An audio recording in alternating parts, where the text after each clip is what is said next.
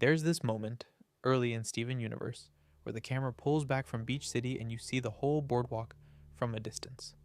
The crystal temple rising out of the cliff face. The Ferris wheel at Funland still lit up. The water going dark as the sun goes down. And the music, that little ukulele melody. Very soft. Almost hesitant, just sits underneath it all and doesn't really go anywhere. It doesn't need to. I've thought about that shot more than I probably should have. It's not a dramatic establishing shot. It's not trying to tell you anything particularly urgent. It's just a town at the edge of the sea, and somewhere in it, a small boy with a star on his shirt is probably eating a cookie cat ice cream sandwich and thinking about his mom, who he never got to meet, and who was, as it turns out, one of the most complicated figures in the history of an entire alien civilization. No big deal. Steven Universe ran from November 2013 through to 2019 on Cartoon Network, producing 5 seasons across roughly 160 episodes. Then got a feature-length movie and a 6-episode epilogue series called Steven Universe Future, with a total runtime across all of it that you could reasonably call a weekend's commitment if you approached it seriously, which some people absolutely have, and I have no notes on that. It was created by Rebecca Sugar, who we'll get into properly in the first section, and it is one of those shows that I think genuinely changes the way you watch other television after it. Not in an aggressive way. It doesn't come at you with arguments or manifestos. It just quietly builds a world so internally consistent, so emotionally layered, that you start noticing when other shows aren't doing the same thing. What this video is, basically, is a very long tour through that world. The lore, the history, the small details that reward the people who pay attention at 1 a.m. when they probably should be asleep. We're going to talk about where the show came from and who made it. We're going to go deep into the history of the Gem civilization, which predates human history by tens of thousands of years. We're going to spend a good while on Pink Diamond, because her story is genuinely one of the most interesting things any animated series has ever done with a character, and I'm still not fully over it. We'll talk about the crystal gems individually, and what Beach City is actually like as a place, and the music and the Easter eggs in Steven Universe Future, which is about trauma in a way that felt almost confrontationally honest for a children's show. None of this is going to be urgent. There's no payoff you're being driven towards. Each section is its own thing, and if you fall asleep during the bit about the gem kindergartens and wake up during the bit about White Diamond, that's completely fine. That's the point, actually. If you're new here and you want to see more of this kind of thing, there's a subscribe button somewhere. No pressure. Now let's start at the beginning.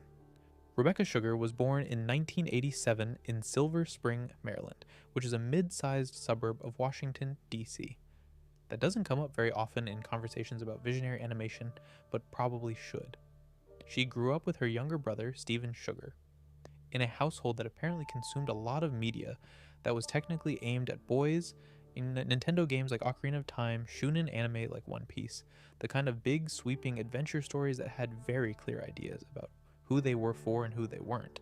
Rebecca has talked about feeling guilty for liking those things. Not guilty in any dramatic way, but that low-level, ambient guilt that a lot of people recognize.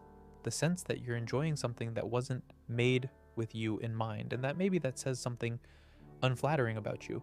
She's spoken about wanting to unpack that feeling, which is honestly a fairly extraordinary foundation on which to build a television show. Most shows start from a pitch document, or a market demographic, or a franchise opportunity. Steven Universe started, in some meaningful sense, from Rebecca Sugar sitting with the question of why she felt guilty for liking the things she liked. Before any of that, though, she studied animation at the School of Visual Arts in New York, and then landed a job as a storyboard artist and writer on Adventure Time, which was Cartoon Network's other great experiment in emotional complexity during the early 2000s. Adventure Time was a chaotic, beautiful, deeply strange show about a boy and his magic dog in a post-apocalyptic fantasy land. And it turned out to be exactly the kind of environment where Rebecca Sugar's instincts were encouraged rather than corrected. The creative team there explicitly told her to draw from her own life. She did.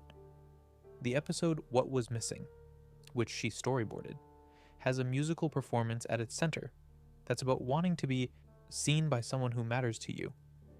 And it landed with audiences in a way that was, for a children's cartoon, quite remarkable. She left Adventure Time after season 4 to develop Steven Universe. The show was pitched to Cartoon Network around 2012, and they greenlit it. In doing so, they made her the first non-binary person to independently create a series for the network. Prior to her coming out as non-binary, she was described as the first woman to do so. Either way, it was a significant first, and the network knew it, and she knew it. And there's something quietly brave about the whole enterprise. The show is based, quite literally, on her brother. Steven Sugar, who did also work as a background artist on Steven Universe for several seasons, is the Steven in Steven Universe. Not in a biographical sense, obviously. Steven Universe lives with aliens and fights monsters and eventually has to reconcile an intergalactic war that his mother started. Steven Sugar, as far as I know, does not. But the character is drawn from that sibling relationship, from Rebecca's understanding of her brother's specific kind of warmth and optimism, and the way some people just move through the world assuming the best of everyone until proven otherwise. It's an oddly specific character quality to build a show around, and it's one of the things that makes the show feel different. Production started while Rebecca was still on Adventure Time, which must have been a fairly exhausting period of her life.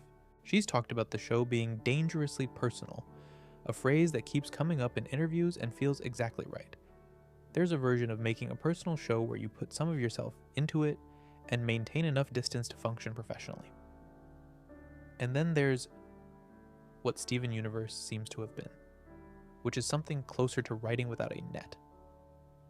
The gems are partially inspired by Rebecca and Steven's relationship with each other. The themes about identity, about inheriting expectations, about finding out the person you love wasn't who you thought they were. These aren't abstract narrative constructs. They feel like they came from somewhere real. The show premiered on the 4th of November, 2013, with an episode called Gem Glow.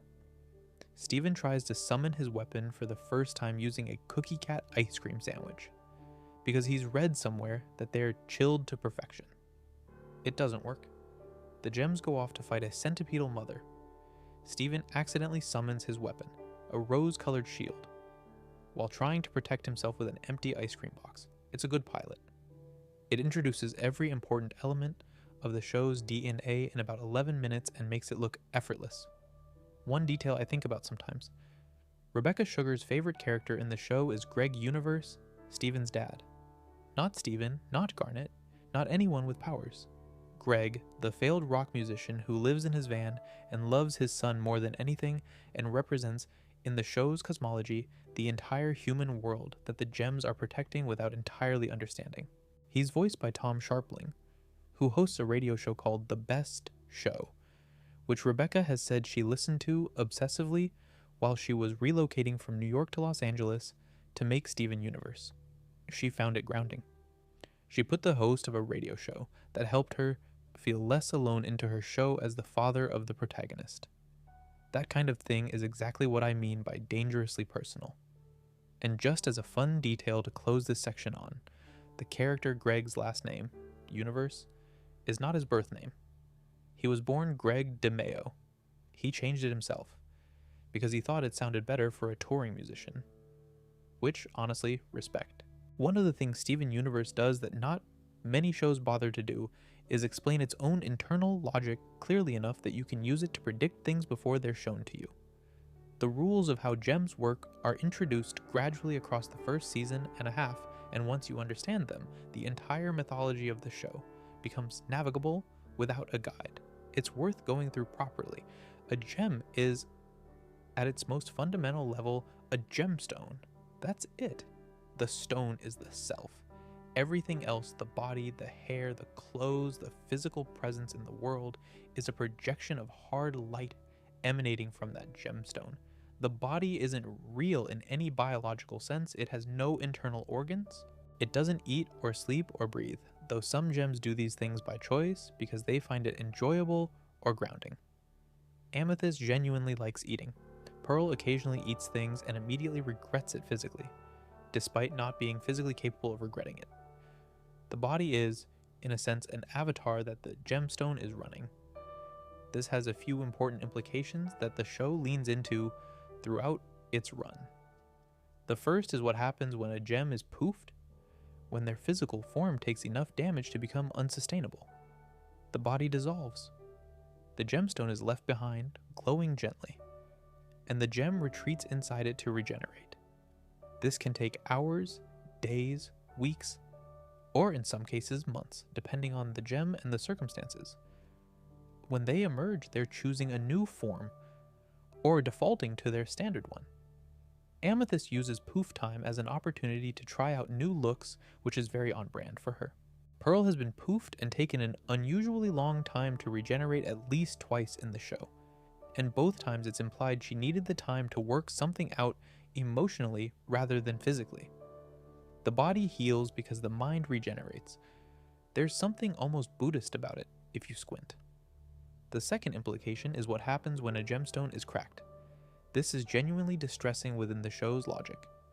A cracked gem projects a damaged form, the body glitches, phases, flickers in and out. Personality fragments. Lapis Lazuli spends a long stretch of the show with a cracked gem, and her powers, which involve water on a massive scale, are barely functional because the stone driving them is compromised. Steven's saliva has healing properties, one of his inherited abilities from Rose Quartz, and he can repair cracks, which becomes a recurring element of early seasons. A cracked gem that isn't healed and keeps fighting will eventually shatter. Shattering is, in the show's terms, death. Permanent, irreversible. The gemstone breaks into pieces. Whatever the gem was, their memories, their personality, their consciousness, ends. There's a late series reveal that gem shards retain some residual awareness, which is one of the show's more quietly horrifying details. The third implication is shapeshifting. Because the body is a light projection, gems can theoretically make it look like anything. This ability is more pronounced in some gems than others, and it's a skill that requires practice and stability. Amethyst is a natural shapeshifter. She can become other people for extended periods, change her size, temporarily transform parts of her body in combat. Garnet shapeshifts occasionally and mostly uses it for comedic effect.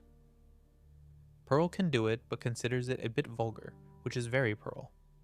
Era 2 gems, gems made after the war, when Homeworld's resources were depleted, have largely lost this ability altogether. It's treated as a sign of how diminished Homeworld's civilization became after the events of the rebellion, which we'll cover in its own section. Gem weapons are summoned from inside the gemstone itself.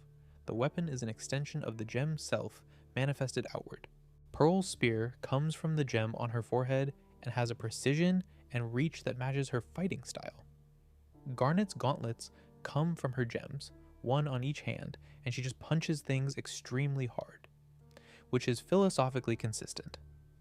Amethyst's whip comes from her chest gem, and has a looseness to it that suits a fighter who makes up her approach as she goes.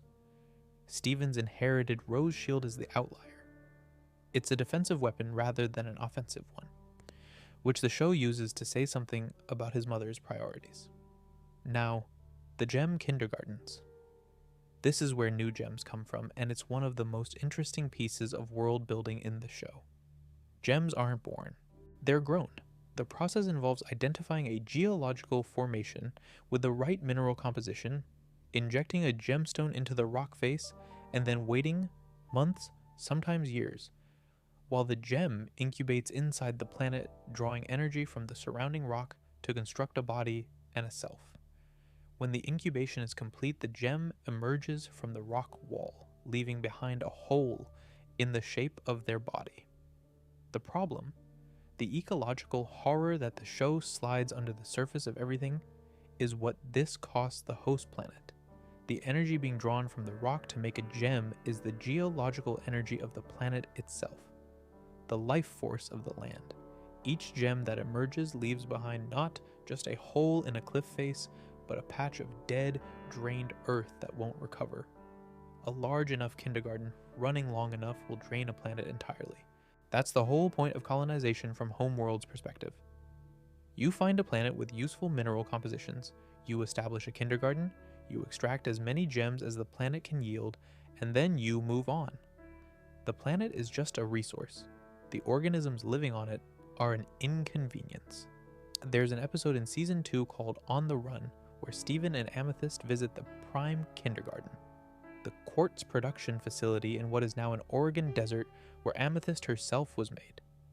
It's a vast cliff face pocked with thousands of body-shaped holes, each one a gem who was made there. Each one left behind a slightly more dead piece of earth. Amethyst was made in Facet 5, Cut 8XM, which is her official homeworld designation. She stayed in the ground too long and came out in the middle of a war and nobody explained anything to her. The kindergarten is, for her, both a birthplace and a crime scene. The show sits in that tension for the whole episode and doesn't resolve it. It just lets it be true. Gem identification in the homeworld system uses these facet and cut designations. It's a bureaucratic system. Gems are cataloged and classified by geological origin, production batch, and physical characteristics. There's no naming involved in the official homeworld system. Names are something gems acquire through relationships and culture, not through assignment at emergence. The fact that every gem on the Crystal Gem team has a name, Pearl, Garnet, Amethyst, Steven, is, in the context of Homeworld's classification system, a small rebellion in itself. Gem Homeworld is, depending on your perspective, either the villain of Steven Universe or the system that produced the villain, and the show is careful not to flatten that distinction. It's a society that has been running, apparently without meaningful structural change, for somewhere in the region of 20,000 years, which is plenty of time to calcify. At the top of the structure are the diamonds, white, yellow, blue, and pink. They are, within the logic of the show, something more than leaders. They're the source of gem civilization itself, the organizing principle around which everything else is arranged. White Diamond, who we'll talk about properly when we get to the final act of the show, seems to have come first. The other three came after. Together they form the Great Diamond Authority, which is the formal name of the governing body, though calling it a government implies a degree of bureaucratic process that it doesn't really have. It's closer to a theology. The diamonds aren't just in charge, they're considered the reason everything exists. The caste system that flows from the Diamond Authority is rigid to a degree that's almost conceptually uncomfortable. Your gem type doesn't just determine your job. It determines who you are, what you're capable of, what you're permitted to want. A ruby is a low-ranking soldier. Not a soldier who happens to be a ruby is what a soldier is. The identity and the function are not separate. Rubies are assigned in groups because individually they're considered too limited to be tactically useful. A squad of 5 rubies pooling their processing capacity is worth 1 mid-ranking officer. They're tough, emotionally expressive, and loyal to a fault, which Homeworld treats as a design feature. The show treats it as the tragedy it is. Pearls are perhaps the most uncomfortable expression of this system.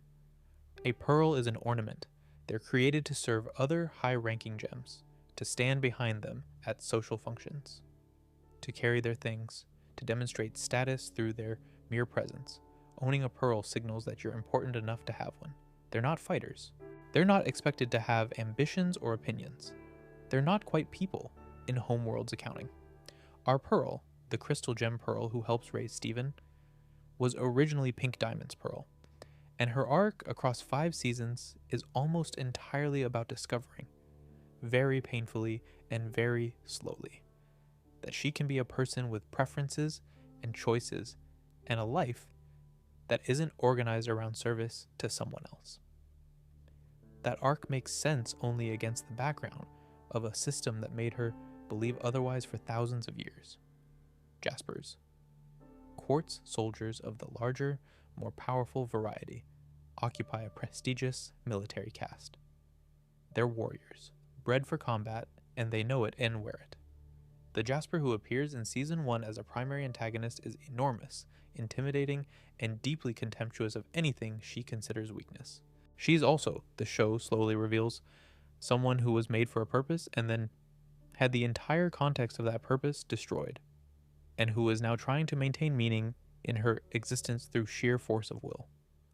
Which doesn't make her less dangerous, but it makes her legible. Agates serve as overseers and enforcers. Topazes are silent, imposing security forces. Paired, topazes that fuse around detainees are used in a Season 5 arc that's genuinely sinister in its imagery. Aquamarines are small, precise, high-ranking scouts with the effect of a particularly smug bureaucrat. Each gem type has a position in the hierarchy and a corresponding set of social permissions: who you can associate with, what you're expected to produce, what happens to you if you deviate. The off-colors are what the system does to gems who don't fit. We encounter them in a Season 5 arc set on Homeworld, where Steven and Lars end up in the planet's underground infrastructure. In an abandoned kindergarten, they find a small community of gems who were designated defective at emergence and have been hiding ever since. Rhodonite, who is a ruby-pearl fusion, two gem types who should never fuse by Homeworld's rules, inhabiting the same body, terrified of being discovered. Padparadscha, a sapphire, whose predictive visions show the past instead of the future, which makes her useless by Homeworld's metric, and fascinating by anyone else's. The Rudel twins, a single gemstone that emerged as two bodies, which apparently happens occasionally and is considered an error. They've been living in the tunnels for what sounds like a very long time, staying hidden, doing no harm to anyone. The show uses them to crystallize something important. The Homeworld system doesn't just fail the gems it designates as wrong. It actively persecutes them, and then, when it can't be bothered to do that, abandons them to survive however they can in the infrastructure the Empire no longer uses. The off-colors are gentle, frightened, and completely unused to kindness.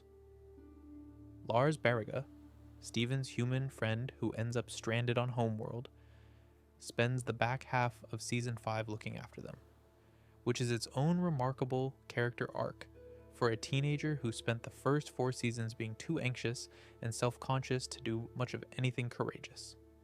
Era 2 is worth mentioning here because it's a detail the show treats very quietly.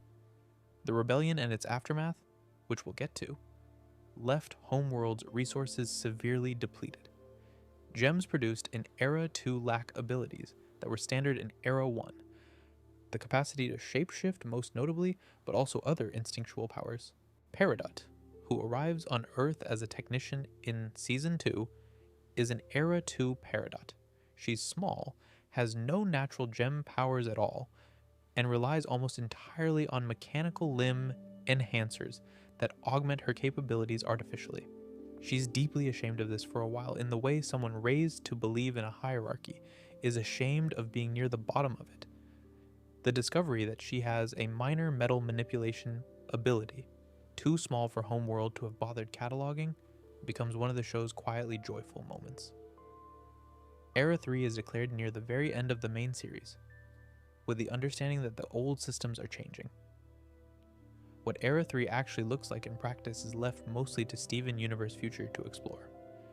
With mixed results that we'll get into, Pink Diamond is, in my view, the most interesting character in Steven Universe, which is a competitive field. She's also one of the most interesting characters in children's animation full stop, which is a rarer thing to say. Her story is a tragedy in the classical sense, a figure undone by their own choices, with the consequences rippling outward for thousands of years in every direction. She's the youngest of the 4 diamonds, and she was treated accordingly. Not cruelly, necessarily, but dismissively in that particular way. That happens when the smallest person in a hierarchy is given responsibilities without being given authority. The other diamonds, white, yellow, blue, had long established roles, long established courts, long established methods for running an empire. Pink was still proving herself. She wanted a colony. She wanted an army of her own planet, her own purpose within the Diamond Authority. She was told essentially to be patient and to behave. Before Earth, she had a garden on Homeworld, and in that garden she had a companion, Spinel, a gem created specifically to be Pink Diamond's friend, or more accurately, to perform friendship, to be entertaining and present and devoted and not require anything in return. Spinel is a jester type, physically elastic, comedic, sweet. She and Pink apparently got along well. Then, Pink was given the commission to colonize Earth, and she left. She told Spinel to wait in the garden and that she'd be back. And then, she didn't come back. For reasons that will become clear. Pink Diamond arrived on Earth excited. Earth was to be her first colony. Her proof of capability.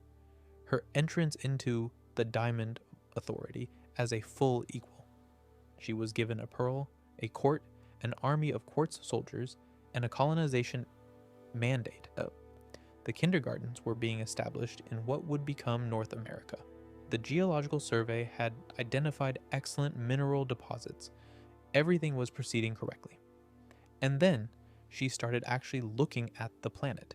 She put on a Rose Quartz form, a different body, a different hair, a different name, and walked around the surface with her pearl exploring. Not colonizing, just looking. And what she found was organic life in extraordinary abundance.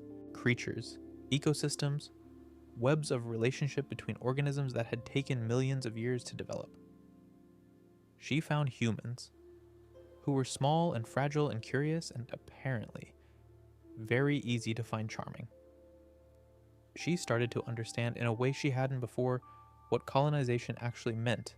Not abstractly, the kindergartens were taking life and leaving nothing behind. The planet was being slowly drained. All of this would end. She went back to the other diamonds and asked them to stop, multiple times by the show's account. She argued that Earth had unique properties, that the organic life was valuable, that the colonization should be abandoned. Yellow Diamond's response is essentially, you don't abandon a colony. That's not how this works. Blue Diamond was more sympathetic but ultimately deferential to Yellow. White Diamond's position on the matter is not clearly stated, but is implied to be that Pink's sentimentality was an embarrassing defect. What Pink wanted initially was not a rebellion. She wanted the Diamonds to agree with her. She wanted the authority to do the right thing through legitimate channels. The tragedy of her story is that she tried that first, quite sincerely, and it didn't work. So she made a different plan. She would become Rose Quartz, not just temporarily, but as a persona, a character with a history and a cause. Rose Quartz, in the story Pink created for her, was an earth-grown quartz soldier who had developed a conscience about the colonization. She had, in this fabricated history, been brought before Pink Diamond and laughed at for suggesting organic life had value. The story positioned Rose as a rebel against the Diamond Authority, which was technically true, since Pink Diamond was wearing Rose's face when she ran the rebellion. The layers of this are almost dizzying. Rose Quartz became the founder and leader of the crystal gems. The only one who knew the truth was Pearl, Pink's Pearl, who became Rose's Pearl, who carried the secret for 6,000 years. Garnet didn't know. Amethyst didn't know. The entire army of crystal gems who fought and died and were corrupted in the rebellion didn't know that their leader was, the whole time, the diamond whose planet they were fighting to protect. That detail matters more as the show goes on, because it changes the nature of everything. Rose wasn't a common quartz who found courage. She was the most powerful being on the planet, choosing a disguise, choosing a cause, but never fully choosing honesty. Her compassion was real. Her love for the earth was real. Her affection for the people around her was real. And yet she held this enormous secret that would have changed everything if she'd shared it, and she didn't. That choice, made thousands of years before Stephen was born, is the wound at the center of the entire show. There's a specific quality to Pink Diamond that the flashback episodes capture very well. She was, before Earth, genuinely childlike. Easily moved, quick to emotion, prone to what the other diamonds called tantrums and what a less hierarchical vocabulary would call feelings. She had been told for a very long time that having feelings was a defect. Earth gave her feelings she couldn't suppress, and she built her entire second identity around honoring them. There's something poignant about that, and something complicated. Because honoring your feelings about a place doesn't automatically mean handling the consequences with honesty. Her first pearl, the one White Diamond took away after that tantrum, eventually becomes our pearl via a complicated chain of events that the show parcels out over multiple seasons, which is another detail that rewards people who are paying attention. The rebellion is the show's foundational event in the same way that a building's foundation is the thing you don't usually see but that everything else rests on. Almost every character's history, every motivation, every wound in the show traces back to it. It lasted, by various accounts given across the series, approximately 1,000 years, which is both a very long time for a war, and, from the perspective of beings who live indefinitely, not quite as long as it sounds. Rose Quartz, or Pink Diamond as Rose, which we'll keep calling her Rose for clarity's sake, because that's how the show refers to her during this period, began the crystal gems with Pearl. Just the two of them at first, walking through an earth that was being slowly colonized and drained, speaking to the gems they encountered and asking them to consider whether this was something they wanted to be part of. The message was simple. The earth deserves to exist. Life here has value. You can choose differently. Some chose differently. Not many, initially, but enough to form a resistance. The crystal gems grew slowly, accumulating gems who had doubts or consciences, or who had come to love something about Earth that they couldn't name but couldn't abandon. Garnet, whose origin we'll cover in her own section, joined early and became one of the rebellion's most important figures, not despite being a fusion, but specifically because of what that fusion represented. A choice about how to exist that Homeworld considered an aberration. Bismouth, a gem, whose natural ability involved working with hard light and metal, became the crystal gem's armorer. She made their weapons. She was essential. The early rebellion was, by the show's account, actually quite effective. Homeworld had military resources, certainly, but they hadn't anticipated organized resistance from inside the colonization project. The crystal gems knew the terrain. They had Rose, who had diamond-level power and was fighting with it under a cover identity. They had Garnet's future vision, limited and partial, but still tactically useful. They had Bismouth making weapons for everyone. And then Bismouth proposed the breaking point. The breaking point was a weapon she'd designed that could shatter a gemstone outright. Not poof a gem, shatter them permanently, end them. Bismouth's argument was clear. They were fighting against a civilization with essentially unlimited resources and the ability to create new soldiers indefinitely. The crystal gems could not match Homeworld in attrition. To win the war, they needed to be able to shatter Homeworld's fighters faster than Homeworld could replace them. The math was, from a purely strategic standpoint, probably correct. Rose refused. She said the crystal gems didn't shatter gems. That wasn't what they were. Bismouth pushed back. They were a rebellion, not a philosophy seminar. And people were dying. The argument escalated.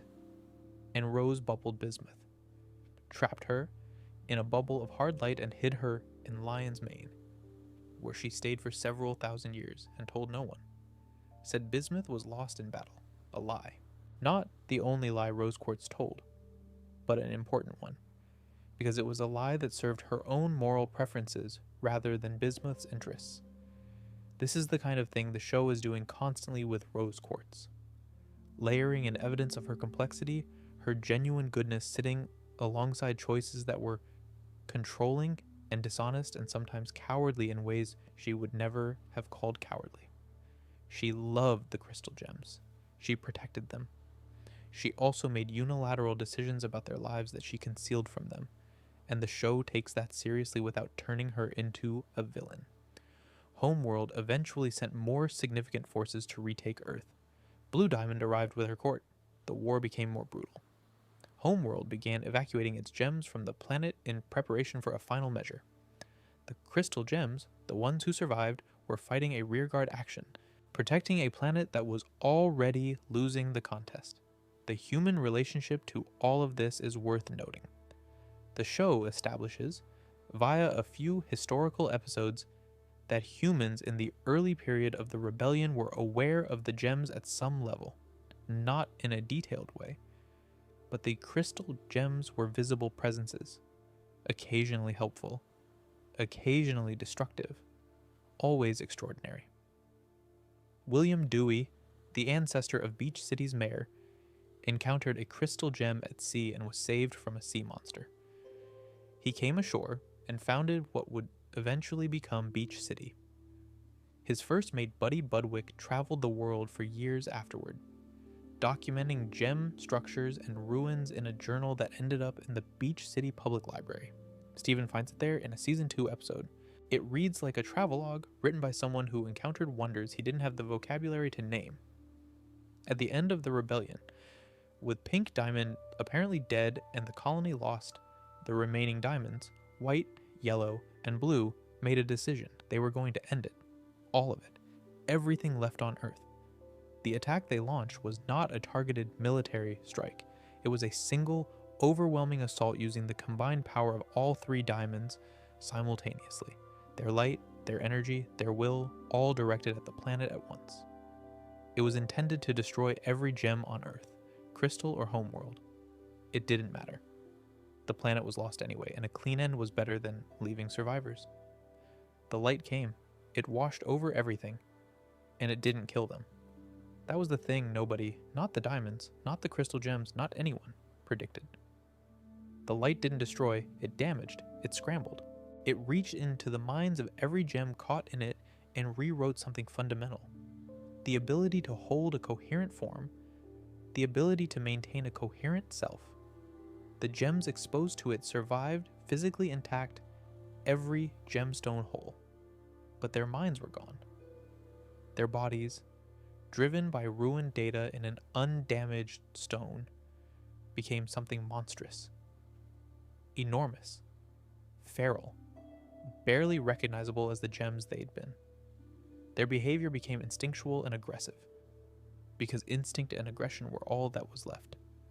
These are the corrupted gems, the monsters that the crystal gems spend the first 2 seasons hunting and containing and bubbling, not destroying, because you can't shatter a whole monster and call it heroism. The centipedal mother from the pilot episode, the giant bird, the sea creature that attacked the lighthouse, all of them were, within living memory, actual gems, soldiers or colonists or crystal gem allies. Every monster the crystal gems fight in the early seasons is a person the war destroyed. Nephrite, the gem who becomes the centipedal mother. The show returns to her in a season 3 episode called Monster Reunion. That's quietly devastating. Stephen, using his healing abilities, manages to partially restore her. For a few minutes, she's Nephrite again. She tries to tell Stephen what happened. She draws pictures, because she can't quite manage speech. And she shows him the attack. What it felt like to her. She describes it as a song. A terrible song that came from the sky and changed everything. Then the corruption returns and she's gone again. There are details around who survived unscathed.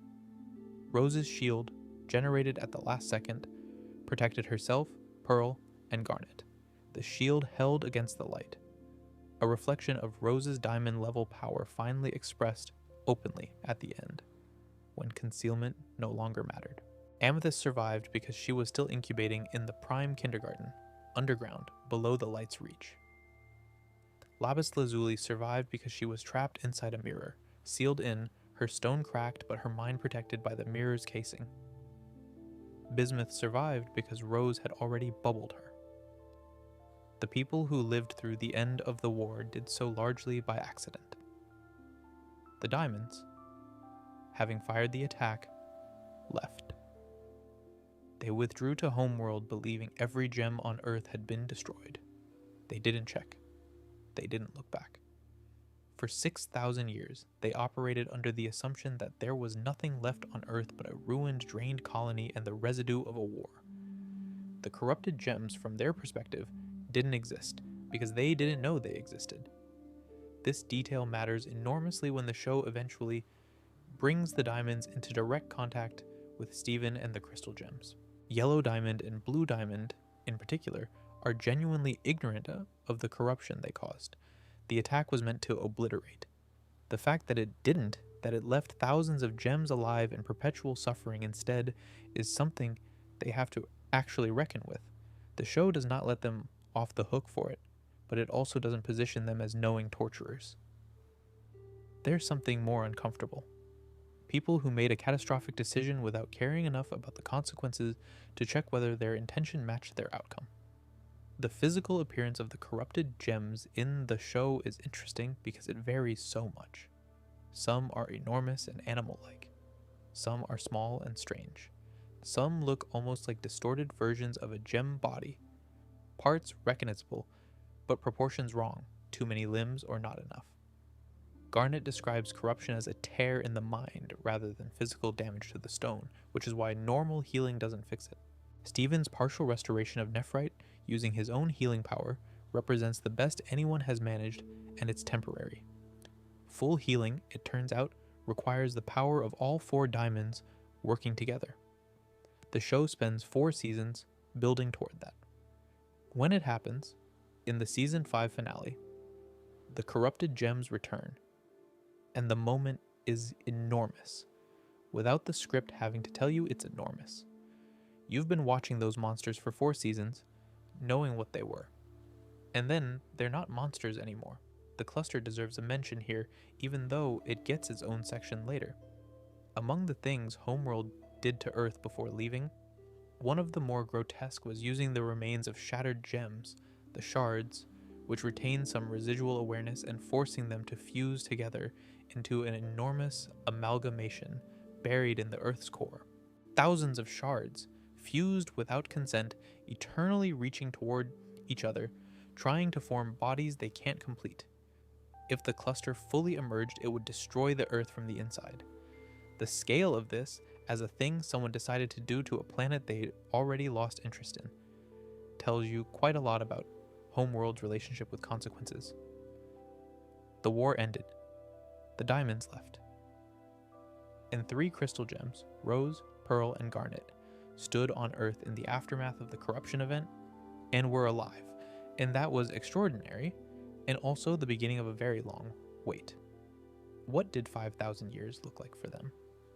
The show gives us glimpses rather than a continuous account, which is probably the right call. A continuous account would either trivialize the length of it or make the early seasons unwatchable. What we get instead are fragments, historical moments, episodes structured as flashbacks or discovered documents. They add up to a picture of a very long, quiet, occasionally difficult life on a planet that was slowly healing from what had been done to it. Rose's relationship with the Earth during this period seems to have been one of genuine love and genuine guilt running alongside each other. She spent the rebellion presenting herself as an idealist, someone who believed in the Earth's inherent worth, who fought for it. After the war, she had to live with the fact that the people who fought for it under her leadership had mostly been destroyed, that the corruption was an indirect consequence of a plan she'd set in motion by faking her own death as Pink Diamond, and that none of them had ever known who she really was. That's quite a lot to sit with for 5,000 years. The lions are one of the more poetically handled elements of Rose's long post-war life. Rose had, at some point, the ability to resurrect things. Not indefinitely and not reliably, but there are at least 2 significant examples of it in the show. Lion is a large pink lion who shows up in season 1 as Steven's inexplicably magical companion. He can teleport through pink bubbles. His mane contains a pocket dimension in which Rose stored her most important secrets: her sword, a message for Steven, Bismouth's bubble, various artifacts from the war. We're never directly told how Lion came to be what he is, but the implication across the series is that Rose found a regular lion, possibly wounded or dying, and resurrected it, and that the resurrection changed it. Made it pink. Made it magical. Made it, in some strange way, hers. The explorer Buddy Budwick encountered Rose in what is now the American Southwest sometime after the war, and his journal entry about the meeting is one of my favorite pieces of background texture in the show. He'd been traveling the world, mapping gem ruins and structures, writing down everything he saw. By the time he found Rose, the journal suggests, he was feeling quite small in the face of everything he didn't understand. He apparently told her he felt he should throw himself off a cliff. And Rose told him, essentially, "You've been exploring the world and finding it full of wonders you can't name. That's not a reason to end. That's a reason to keep going and make something of what you found." He took her advice and became, more or less accidentally, the author of the first rough atlas of gem civilization on Earth, which ended up in a library where a teenager named Stephen found it several thousand years later. That's the kind of long, quiet continuity the show loves.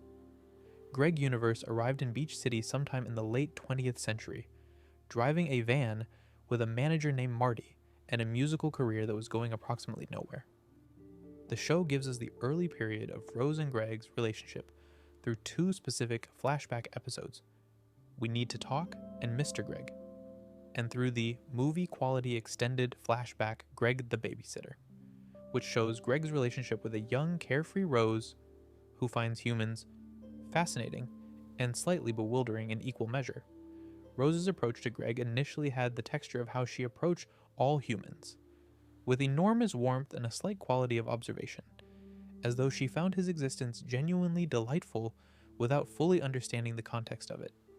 Greg had to be quite direct with her about what he actually wanted from their relationship, which is one of the more quietly remarkable exchanges the show stages.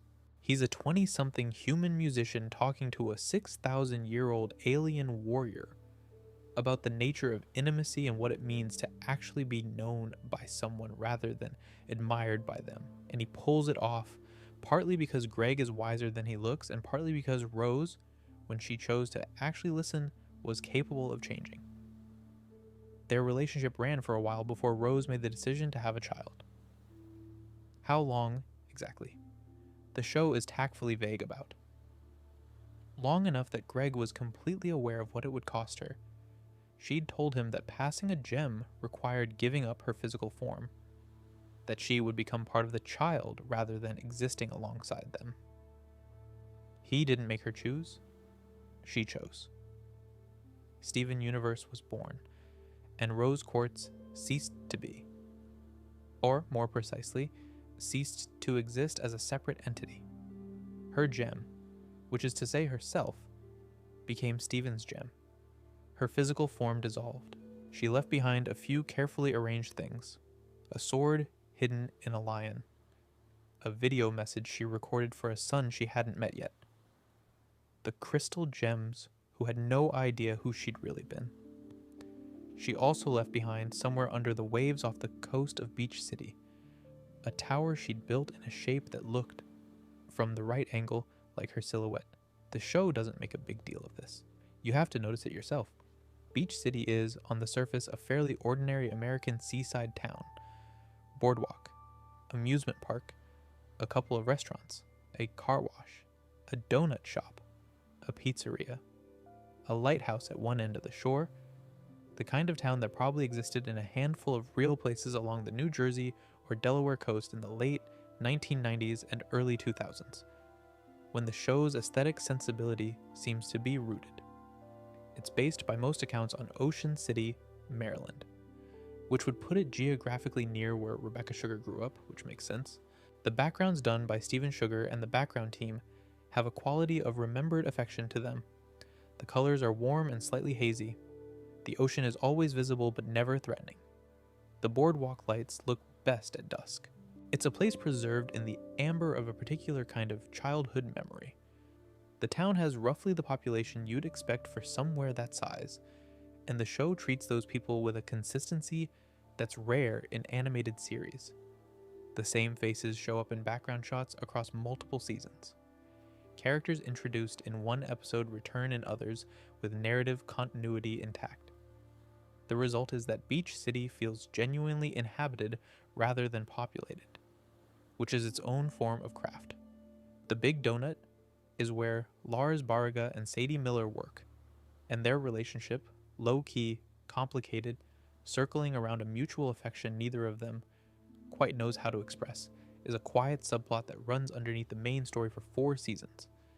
Lars is prickly and defensive and desperately wants to be cool in the way that only people who aren't very comfortable with themselves desperately want to be cool. Sadie is kind and quietly perceptive and has a controlling mother and a singing voice that she keeps mostly to herself. They're not the main characters, but the show gives them enough room to be fully real. Lars, specifically, undergoes an arc that ends with him accidentally becoming a pink-tinted space pirate leading a crew of off-colors, which is both the most unexpected character development in the show and somehow completely earned. Fish Stew Pizza is run by the Pizzas, Kofi, his mother, Nanafua, and his daughters, Kiki and Jenny. Nanafua Pizza eventually runs for mayor. She wins. This is a background plot development that the show drops in almost incidentally, and it's delightful. The Fryman family runs the fry shop. Yellowtail, Onion's dad, is a fisherman who mostly communicates in sounds rather than words, which the show presents as completely unremarkable. Mayor Dewey, whose ancestor William Dewey founded the town after being saved by the crystal gems at sea, is a decent, if slightly hapless, local politician who clearly cares about the town without being especially equipped to govern it. And then there's Onion. Onion is Yellowtail, and Vidalia's son, roughly Steven's age, entirely mute, and the most quietly unsettling character in a show that contains alien warlords and a gestalt monster buried in the Earth's core. He has a pet snake.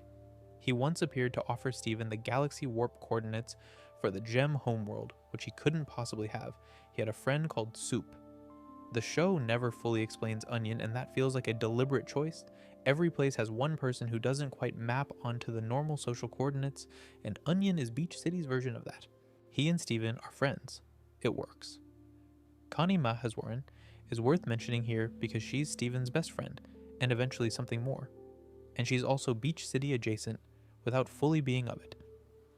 She lives with her parents in a nearby suburb and makes her way to the beach regularly. Her mom is a doctor, who we'll come back to in the future section, and her dad is a security guard. She was raised to be cautious and overachieving and very, very careful, which made her isolated in a way she didn't have words for until she met Steven. Steven is possibly the least careful person she's ever known, and somehow that made everything better. She learns sword fighting from Pearl. She and Steven confuse. They become Stevani, a fusion of a human and a half-gem, which Garnet calls an experience. Stevani shows up at a party once and is simply the most beautiful person anyone has ever seen, which is played for a gentle kind of comedy that's also clearly about something more. The Crystal Temple at the end of the beach is the Crystal Gem's home, and architecturally, one of my favorite pieces of design in the show. Each of the gem rooms within it is completely different. Pearl's is full of water and practice dummies, minimalist and rigorous.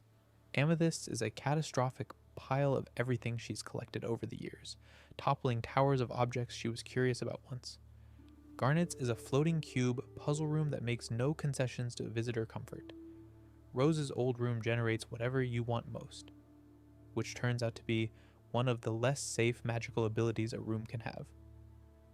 And then there's Steven's room, a small, warm, messy bedroom above the main living area, which is entirely human and entirely his. The contrast between the alien architectural language of the temple and the very ordinary bedroom is the show's central visual metaphor made literal. The warp pad in the Crystal Temple's main room connects to gem locations all over Earth and, via the galaxy warp, theoretically to other star systems. Early seasons use it primarily as a plot convenience. The crystal gems warp to wherever a corrupted gem has been sighted, but it also functions as a reminder that Beach City is the gem's anchor, not their entire world. They chose this place. They stay here. That matters. Garnet leads the crystal gems in the show's present day. She's calm, brief, physically formidable, and gives Steven most of his parenting in a register that's somewhere between distant warmth and extremely dry, deadpan humor. She says very little, and most of it counts. She's also, for the first 2 seasons, the show's most significant mystery. Why is she so composed? Why does she so rarely use her future vision tactically when she has it? Why does she react to certain kinds of emotional intimacy with something that reads as almost uncomfortable? The answer, revealed in the season 1 finale Jailbreak, is that Garnet isn't one gem, she's two. Ruby and Sapphire fused, a permanent fusion held together by choice, by love, by the ongoing mutual decision that they are better together than apart. Garnet doesn't contain Ruby and Sapphire in the way a vessel contains something. She is what Ruby and Sapphire become when they're together. She's the relationship made physical. This is, within the homeworld system, a profound transgression. Cross-type fusion, gems of different castes fusing, is deeply forbidden. Ruby is a soldier, low-ranking, common. Sapphire is a high-ranking court gem, a future oracle. The hierarchy between them is enormous. The suggestion that they might be equals, that they might choose each other, that the fusion of their types is something other than a monstrous error, all of this is unacceptable to the system that made them. The story of how they met is given in a Season 5 episode, The Answer, which Rebecca Sugar also turned into a children's picture book.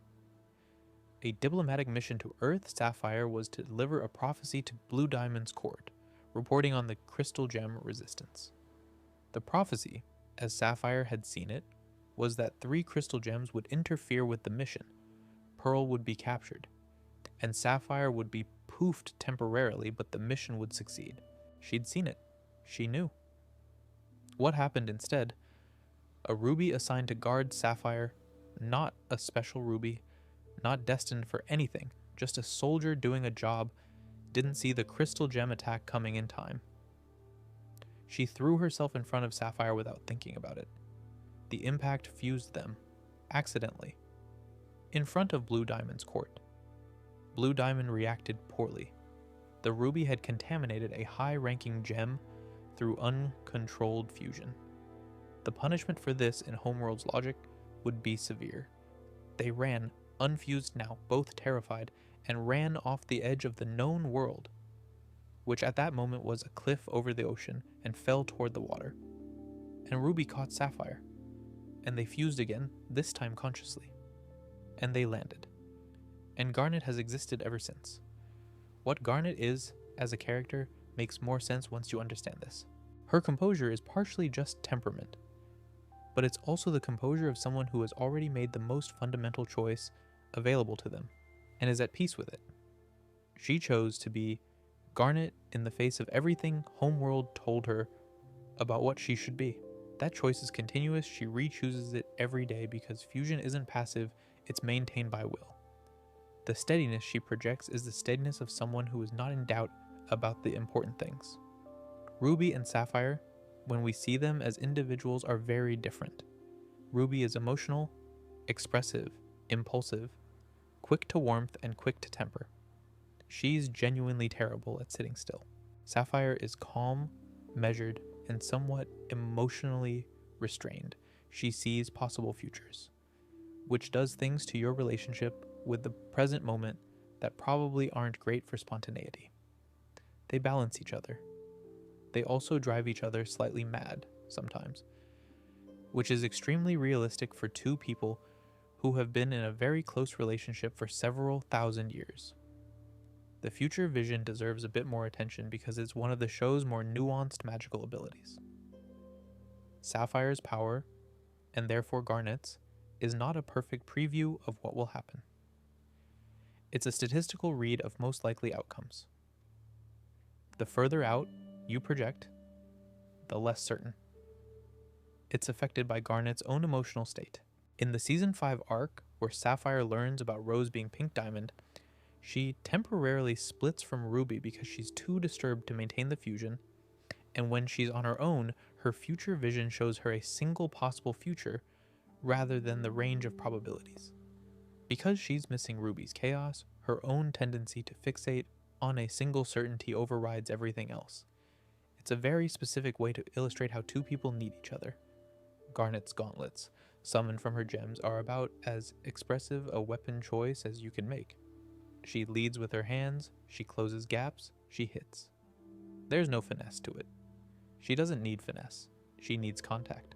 And somewhere in that, the way her fighting style is an extension of who she is the same logic the show applies to every crystal gem's abilities. They're not assigned powers. They're natural expressions of self. Their wedding in the Season 5 episode Reunited is the first same-sex wedding in a Cartoon Network animated series. It's staged with warmth and gentleness and a small, perfect musical moment. And then the diamond invasion starts during the reception. Because the show can't entirely stop being itself for more than about 10 minutes. Ruby and Sapphire are married in a circle of their friends on a beach and then immediately have to fight to protect the world that circle of friends represents, which is in a way very romantic. Pearl is, in my experience, the character that people find most difficult at first and love most deeply by the end. She's fastidious, occasionally condescending, emotionally fragile in ways she would consider embarrassing, and deeply attached to a version of the world that no longer quite exists. She also spends the entire show in a state of quiet, sustained courage, just trying to be a person, in a universe that spent thousands of years telling her she wasn't one. Her origin, fully revealed in the show's 5th season, is this. She was Pink Diamond's Pearl, created as all pearls are to be a companion and display piece for a high-ranking gem. Ornamental, obedient, not quite a person by Homeworld's reckoning, and very much aware of that assessment. She served Pink Diamond in the years before Earth. When Pink began her Rose Quartz explorations, Pearl was the only one who knew. When Pink faked her death and became Rose permanently, Pearl became Rose's Pearl. She was, from the beginning, the keeper of the most important secret in the rebellion. That level of intimacy, of being the sole trusted other, in a secret of that magnitude does something to a person's sense of attachment. Pearl's love for Rose Quartz, the depth, the particularity of it, the way it organized her entire existence, is one of the show's recurring emotional territories. It's not simply admiration, it's devotion of a kind that's genuinely hard to categorize, built from thousands of years of proximity and shared secrecy, and a relationship that, on Pearl's side, seems to have meant more than it probably should have, given the power imbalance involved.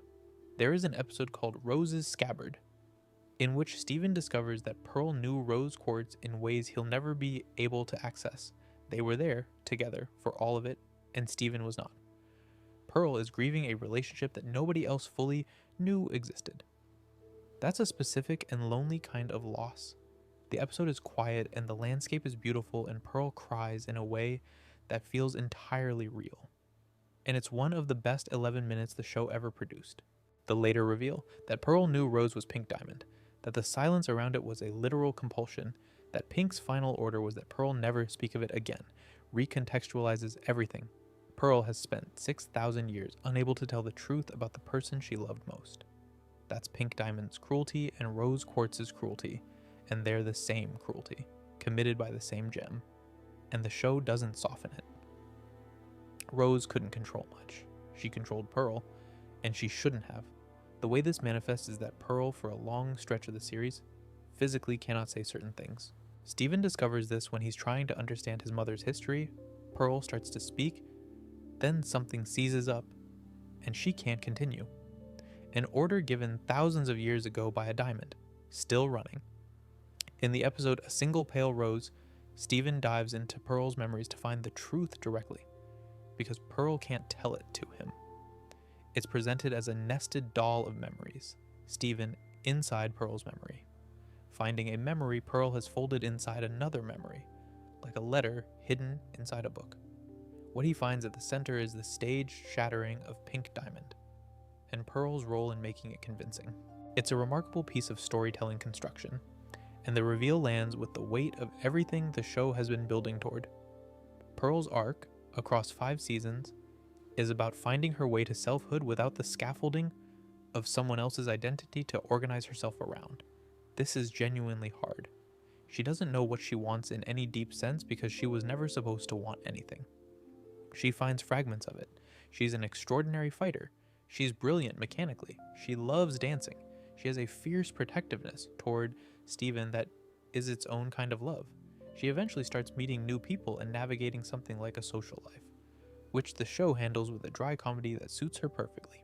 Pearl discovering that she finds someone attractive, then immediately making it extremely complicated and anxious. She teaches Connie sword fighting, which is an act of care that's also, quietly, an act of self-recognition. She was never supposed to fight. She chose it, and she passes that choice on. The detail about her gem placement on her forehead is, in the show's logic, relevant. Forehead gems are associated with thought and precision, which suits Pearl's disciplined, cerebral fighting style. Her spear is a weapon of reach and control rather than brute force. She thinks 3 moves ahead. She is, even among the crystal gems, extraordinarily skilled, and she would know it if she trusted herself more consistently than she does. Pearl is voiced by Dee Dee Magno-Hall, who does something unusual with the performance. Pearl is clearly very intelligent, clearly very capable, and yet there's a wobble underneath all of it. An emotional vulnerability that never entirely goes away no matter how composed the surface is. That's a delicate thing to hold for 5 seasons, and she holds it consistently. Amethyst is the crystal gem who is easiest to like immediately and takes the longest to fully understand, which is, in my experience, true of quite a lot of people like her. She's funny, she's impulsive, she loves food and sleep and finding things and collecting them. She'll eat a car if she's curious about what a car tastes like. She's the most physically affectionate of the crystal gems with Steven, constantly draped over him or ruffling his hair or dragging him into some scheme. She's the one who makes everything feel like it could be an adventure rather than an obligation. She was also for a long time convinced she was a mistake. Amethyst emerged from the prime kindergarten in Facet 5 of the Quartz geological belt in what is now an arid stretch of the American Southwest. She's a quartz soldier, the same gem type as Jasper, large, durable, built for combat. But she's not large, and she was never built for combat in the traditional homeworld sense. She stayed in the ground too long. The war happened, the kindergartens were abandoned, and Amethyst kept incubating past her intended emergence point, drawing energy from the surrounding rock for longer than she was supposed to. By the time she came out, she was shorter than a standard quartz, less powerful in the ways homeworld would measure power, and physically different from what the production specs called for. By homeworld's metric, this makes her defective. A failed product? The episode On the Run spends most of its time in the prime kindergarten, and Amethyst, walking through the rows of emergence holes with Steven, each one the shape of a gem who was made and left, is genuinely affecting. She knows exactly which hole is hers. She knows what it means, in homeworld terms, that she came out the way she did. The kindergarten is where she was born and also, in some sense, a record of everything she was supposed to be and isn't. The Jasper arc makes this concrete. Jasper is a perfect quartz. She was made in the beta kindergarten under emergency conditions near the end of the war, when homeworld was flooding Earth with soldiers, and she still came out flawless, enormous, powerful, technically impeccable. She's contemptuous of Amethyst not because she dislikes her specifically, but because Amethyst represents, to Jasper, everything embarrassing about imperfection. "I'm what you could have been," she says at one point, and it's delivered as an insult but lands like something more complicated. A grief for potential, maybe, or a reflection of the way the caste system taught both of them to evaluate each other. Amethyst's response to this, the thing she does when her self-worth takes a hit, is shape-shifting. She can change form more fluidly than any other crystal gem. She'll become a copy of someone else, a different version of herself, something entirely fantastical. In the early seasons, this reads as playfulness. As the show develops, it becomes clear it's also avoidance. Shapeshifting is the ability to not be yourself, and Amethyst uses it when being herself feels like too much. There's a 2-part episode called Too Far and Beta that handles her relationship with Peridot very well. Peridot is a newcomer to Earth, a homeworld gem adjusting to a very different way of living, and she has absolutely no filter on anything she says. She makes an offhand comment about Amethyst's defective kindergarten origin that wounds Amethyst deeply, not because Peridot is malicious, but because she doesn't yet understand that Amethyst has spent several thousand years building a self around the fact of that wound, and poking it casually is not a neutral act. The episode handles this with the show's characteristic emotional honesty. Amethyst is hurt, Peridot didn't know, they work through it, Peridot learned something, and the friendship that emerges from this is one of the show's sweetest. The thing Amethyst is, fundamentally, is Earth-made. She's the only crystal gem who didn't choose to rebel against Homeworld. She came out of the ground after the war was over, and found herself in a world that had already decided what it stood for. In a way, she was always going to be on the side of the crystal gems, because the crystal gems were the only context she had, but she didn't make that choice. And the show occasionally lets her feel the weight of being the only one who didn't. Her relationship with Rose is more complicated than it first appears.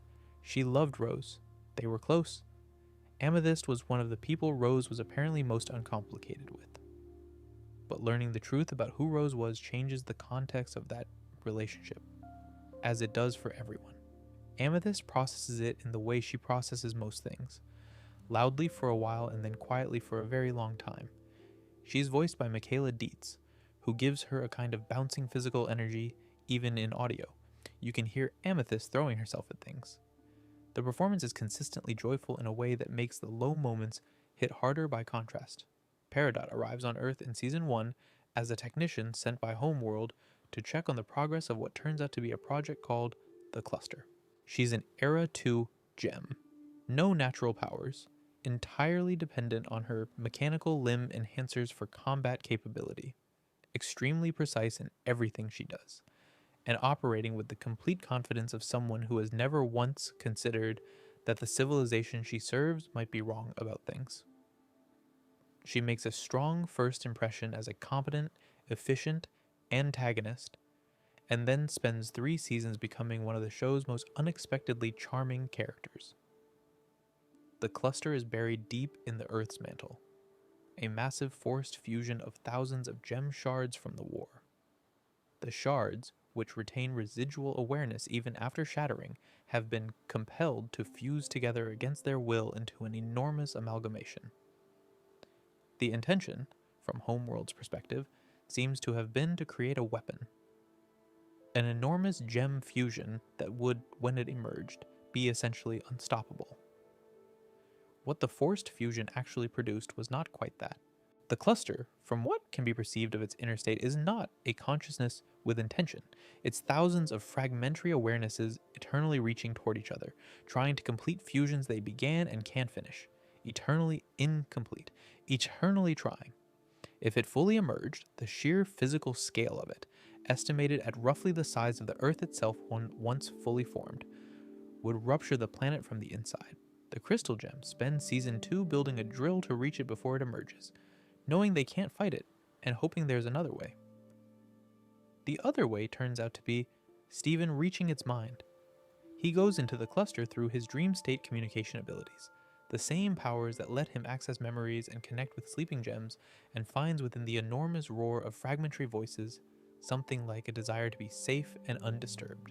He helps it organize itself enough to bubble from within, to float peacefully in its own containment at the Earth's core rather than erupting. The conversation he has with it, conducted in gesture and impression rather than language, is lovely. The show treats the Cluster, a weapon, theoretically, a massive forced fusion of the dead, as something that simply wants to rest.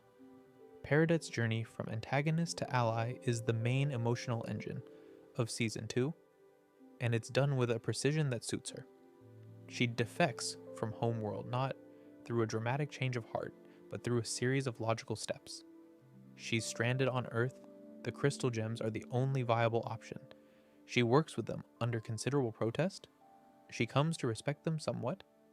And then, in the decisive moment, when she attempts to communicate with Yellow Diamond and try to convince her not to destroy the Earth via its own geological instability, she calls Yellow Diamond a clod and hangs up. That's it. That's her defection. Not a tearful conversion.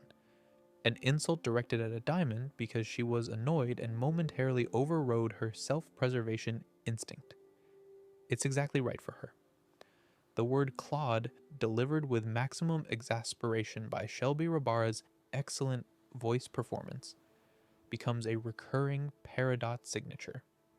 She calls everyone a Claude at some point. It's clearly the most offensive thing she knows how to say, which, given that she was raised in a hierarchical military empire, is quite funny.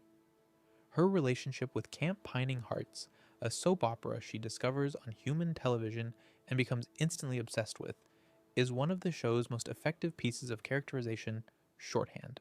Peridot approaches the show with the analytical rigor she'd apply to a technical manual, developing extremely strong opinions about the various characters and their relationships, loudly defending her preferred pairings, and treating the whole enterprise with complete intellectual seriousness.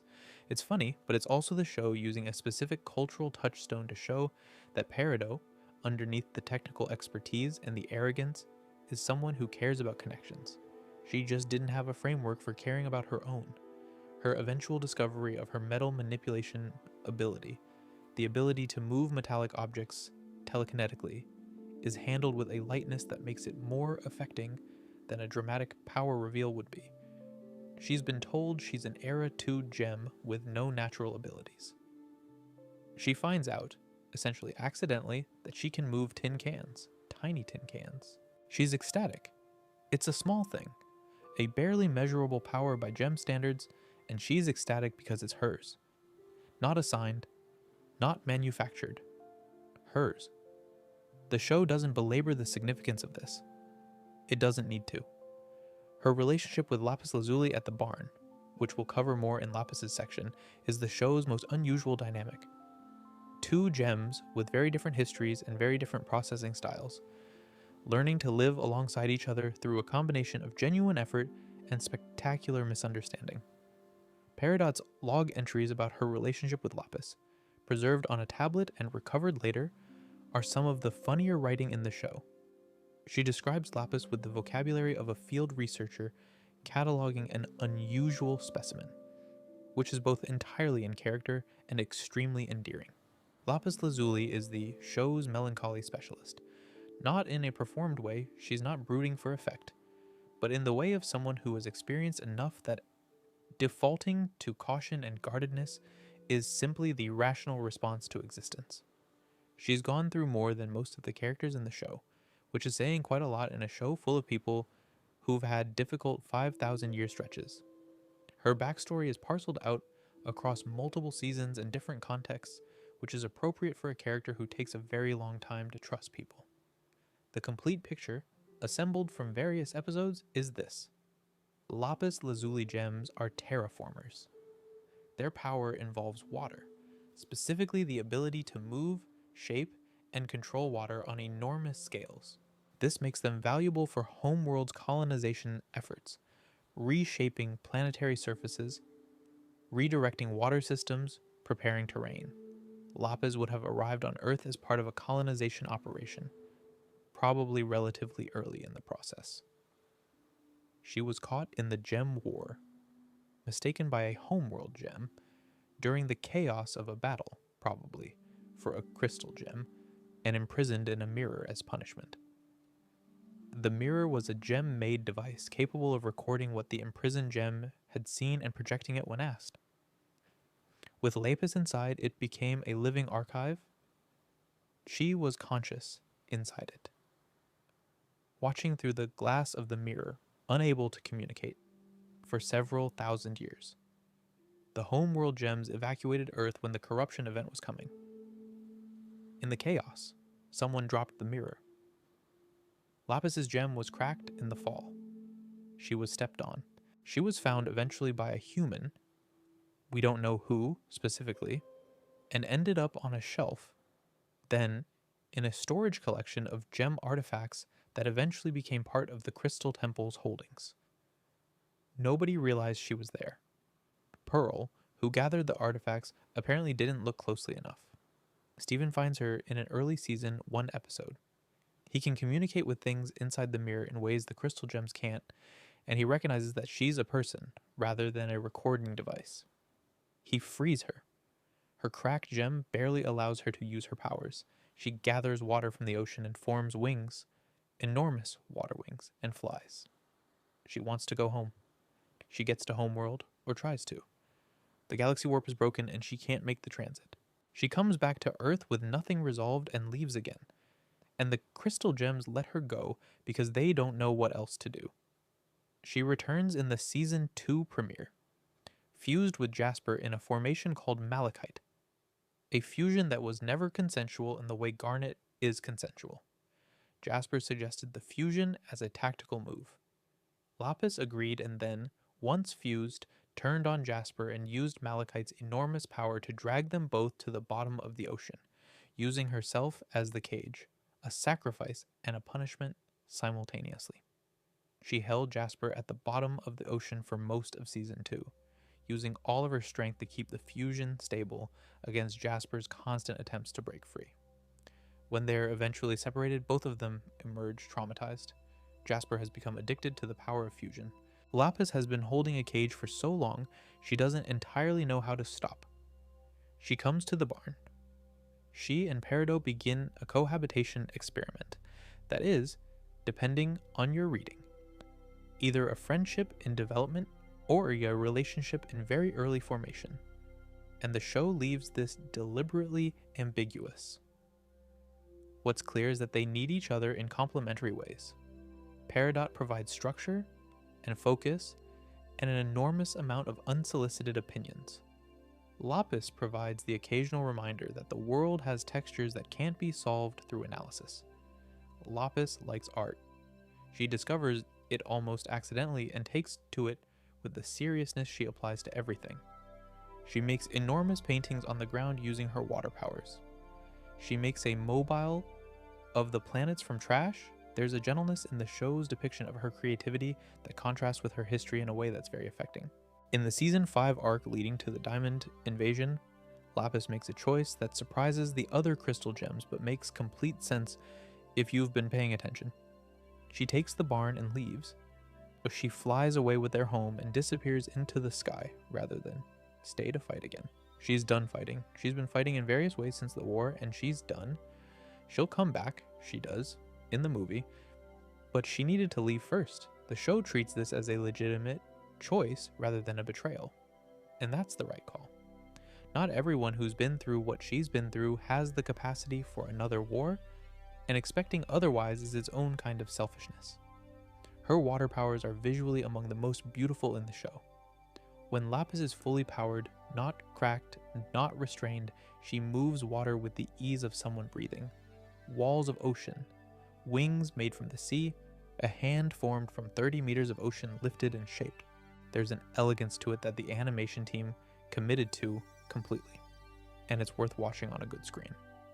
The Homeworld arc, Steven going to Homeworld to stand trial, occupies the back half of Season 5 and is the show's most sustained piece of plot architecture. It builds from several seasons worth of accumulated tension.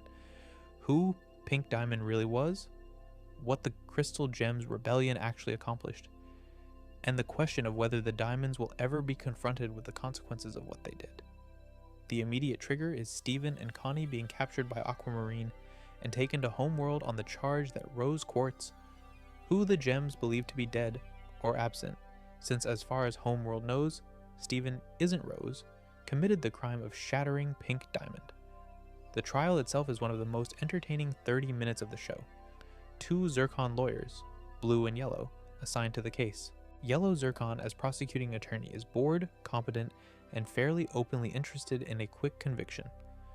Blue Zircon as defense attorney is initially resigned to the same outcome. And then Blue Zircon starts actually doing the legal work. She reconstructs the scene. Pink Diamond, in her palanquin, surrounded by her court, her guards, her pearl. The palanquin is the diamond equivalent of a secured carriage, heavily protected, closely attended. Getting close enough to shatter a diamond in her palanquin would require getting past multiple layers of security. Rose Quartz was a common quartz soldier. How did she get close enough? The implication Blue Zircon begins to articulate, never fully stated, because Yellow Diamond bubbles both Zircons before she gets there, is that whoever shattered Pink Diamond had the kind of access that only someone very close to the diamonds would have. Someone with authority, someone who could have ordered the guards to stand down. The logic is pointing directly at one of the remaining diamonds, and Yellow Diamond's extreme reaction to being presented with this logic suggests she doesn't want the conclusion reached. Whether her reaction is guilt or the aggression of someone who's had a grief protected for 6,000 years, suddenly threatened, the show wisely doesn't resolve immediately. Steven is imprisoned on Homeworld. Connie, or Stevani, when they're fused, which happens under pressure and is the first human gem fusion Homeworld has ever encountered, is imprisoned separately. The scope of Homeworld as a location is established through their attempts to navigate it.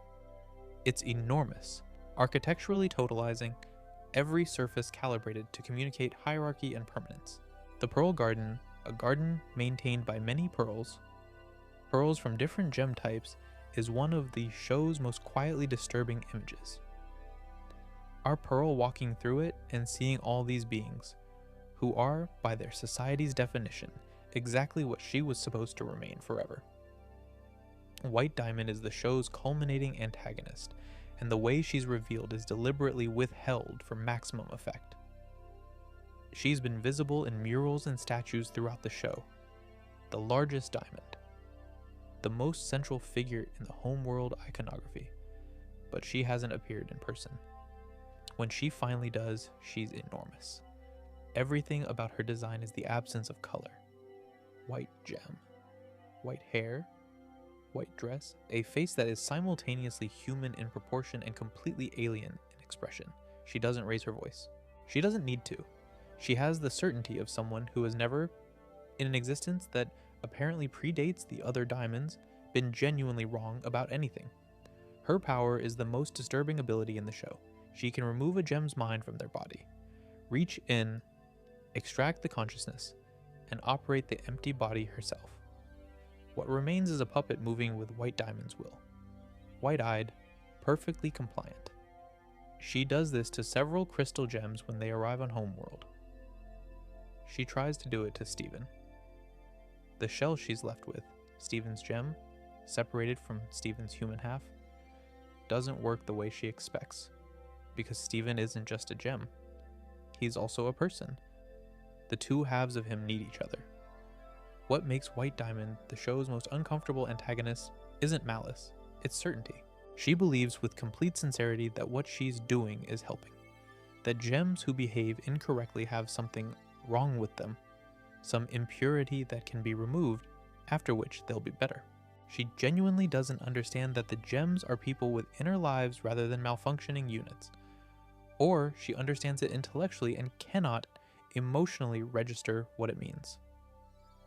The distinction between not knowing and not caring is blurry enough in her case to be genuinely unsettling. The show's resolution of her character is controversial among fans who wanted consequences that the show doesn't quite deliver. She does, in the end, acknowledge that she was wrong or something like it. What the acknowledgement costs her and what it changes about her behavior going forward is handled mostly in Steven Universe Future, where the diamonds are depicted as trying imperfectly to do better. This is either a sophisticated portrait of how systems and the people in them change slowly and imperfectly, or it's insufficient accountability for 6,000 years of authoritarian control. Probably both, depending on the day. The Season 5 finale of Steven Universe is called Change Your Mind, and it's a feature-length episode over 40 minutes that functions as a genuine conclusion to everything the show had been building since 2013. It's also, as finales go, genuinely extraordinary. Emotionally precise, structurally coherent, and generous with its resolutions without being cheap about any of them. The episode picks up with Steven essentially stripped of his gem by White Diamond, who has separated his human and gem halves in her attempt to restore Pink Diamond to the Authority. Steven's gem, operating without Steven's human consciousness, produces a pink Steven, a visually simplified, extremely powerful ghost of what Steven normally is, that White Diamond cannot control. Steven's human self, soft and persistent and entirely himself, talks to it. They merge. They're whole. What follows is a sequence of the crystal gems, all of them, finding their way back to themselves after White Diamond's interference, recovering their own forms from inside the puppet shells she left behind. Pearl, Amethyst, Garnet, fighting through the disorientation. Their gem weapons returning. Their identities reasserting. The show's formal logic that a gem's form and abilities are expressions of self, used as the mechanism of their recovery. You can't be permanently overridden because who you are is more fundamental than what someone else wants you to be. Steven confronts White Diamond, not with violence but with persistence. The specific exchange they have, Steven telling her that she's wrong, that she doesn't get to decide what anyone else is, that her certainty doesn't make her right, is the thesis statement of the show delivered at maximum volume. White Diamond, shaken by the novelty of being challenged by something that isn't simply complying or fleeing, eventually cracks. Literally, the show's metaphor becomes visual when the white surface of her gem shows a crack, and through it, something pink and human-like emerges. Pink Diamond's influence, still inside the gem that produced her. Something she'd been suppressing for 6,000 years. The healing of the corrupted gems is the emotional culmination of the episode and arguably of the entire show. The four diamonds, Steven, White, Yellow, Blue, combine their powers at Rose's healing fountain on Earth. The wave that flows from the fountain outward is soft and warm, and the animation is extraordinarily gentle, which is the right choice. And the monsters that have been appearing since the first episode, the feral creatures, the crystal gems have been containing and bubbling for years, begin to change. Nephrite reforms. Others emerge from their monstrous states. The show doesn't give every single one a named resolution. There are hundreds of corrupted gems, and the episode has already carried an enormous amount of weight, but it shows enough to understand what's happening. The consequences of the war's final act, 6,000 years later, are being undone. The gathering that forms outside afterward, the crystal gems, the diamonds, the newly uncorrupted gems, the beginning of something that will eventually become Little Homeworld, has the texture of an ending that is also a beginning, which is the best kind of ending. Era 3 is declared. The first ball the diamonds have held in 6,000 years is announced. Everything is still incredibly complicated because 6,000 years of systems don't dissolve in an afternoon. But the fundamental obstruction, the war's unfinished grief, the diamond's grief, the damage done has shifted. One thing I particularly like about how the episode handles this, it doesn't let the diamonds off the hook for the corruption even as they're helping to undo it. Yellow and Blue respond to learning what the attack actually did to the gems who survived it, with something the show presents honestly as genuine horror. They didn't know. That's real. It's also not an excuse. The episode holds both things without collapsing them into each other. The little homeworld that starts forming on Earth in the aftermath, a community of gems choosing to learn about the planet, to integrate into it, to exist in the way Rose Quartz argued gems could, is, if you follow the show's internal logic, the thing the rebellion was supposed to produce 5,000 years ago. It took rather longer than anyone planned, and the cost along the way was enormous. But the valley near Beach City starts to fill with color and structure, and gems who are, for the first time, making choices about how to live. That's something. 2 years pass between the end of the main series and the opening of Steven Universe, the movie. The gap is important. 2 years is enough time for things to have settled into a new shape. Little Homeworld is flourishing. Gems are learning and integrating. The diamonds are in contact with Steven and apparently trying. The crystal gems are happy in the specific way that people who have survived something terrible are happy when the immediate threat has been removed. Steven is about to move out. He's 16, nearly 17, and he's done his thing and he's planning to go and have a life. And then a gem arrives on Earth from deep space with a weapon that resets gems to their factory defaults and an intention to destroy the planet. Her name is Spinel, and she is perhaps the show's most emotionally direct character in a show that is generally quite emotionally direct. Her design is built from the visual language of rubber hose animation, the 1920s and 30s cartoon aesthetic, fluid and elastic and slightly uncanny, all stretched limbs and enormous eyes that express feeling at high intensity. She moves like a physical punchline, all exaggerated gesture, and she's one of the most visually distinctive characters in the show's run. Her backstory is this. Pink Diamond had Spinel in her garden before Earth. Spinel was created to be Pink's companion, a playmate, someone to be entertaining and devoted, which she was, completely and sincerely. They played together in Pink's garden on Homeworld, and then Pink was given Earth, and she left the garden, and she told Spinel to wait in a specific spot, and that she'd be back. And Spinel waited. She stayed in that exact spot. She didn't move. She waited for days and weeks and years and decades and centuries in the same posture, in the same garden, because Pink Diamond had said she'd come back, and Spinel trusted that completely.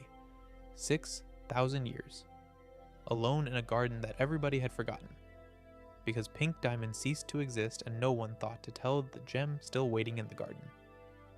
What broke her out of it was Steven's announcement. The broadcast sent through space declaring universal peace and the healing of the corrupted gems. Spinel heard Steven's voice, saw Steven's face, and understood in a single moment that the person she'd been waiting for was never coming back. Not because Pink was dead exactly, but because Pink had become something new and had a new life, and Spinel had been left behind long enough that she'd been completely forgotten. She arrived at Earth with a rejuvenator, a weapon that hits a gem and strips them of everything they've accumulated, leaving behind only their initial state. Factory default. No memories, no growth, no relationships, just the bare baseline of what they were made to be. She hits all 3 crystal gems with it. Pearl becomes cold and servile, waiting for instruction. Amethyst becomes a blank soldier, awaiting orders. Garnet unfuses Ruby and Sapphire without the memories of their relationship, don't know each other at all. Steven has to reintroduce the crystal gems to themselves, remind Pearl who she is beyond her programming, help Amethyst find the personality that makes her Amethyst rather than just another quartz, and for Ruby and Sapphire, help 2 gems who have been one for so long encounter each other as strangers and find their way back. It's a clever structural choice by the film because it forces Steven to articulate what he loves about each of them, which is also the audience being reminded. The injector Spinel brought with her is a slow weapon, a planetary toxin generator designed to poison the Earth over weeks, and stopping it runs in parallel with the emotional resolution of Spinel's story, which is that Spinel, under the genuine rage and the grief, is someone who was abandoned and left to deteriorate in isolation, and who wants, above everything, for someone to understand that this was a terrible thing to do to her. And it was. Steven tells her that. He doesn't justify what Pink Diamond did or explain it away. He says it was wrong. And then he offers her something she hasn't had in 6,000 years. A choice about what comes next. The diamonds, who arrive in the film's final act, offer Spinel a place with them, new companions, a new garden, people who know she's there. Spinel chooses this. It's not presented as a perfect resolution. She's been alone for 6,000 years, and she's going to need a very long time to recover from that. And the diamonds are not simple people to be around, but it's a door opening where there wasn't one before, and that's enough. Rebecca Sugar wrote every song in the film.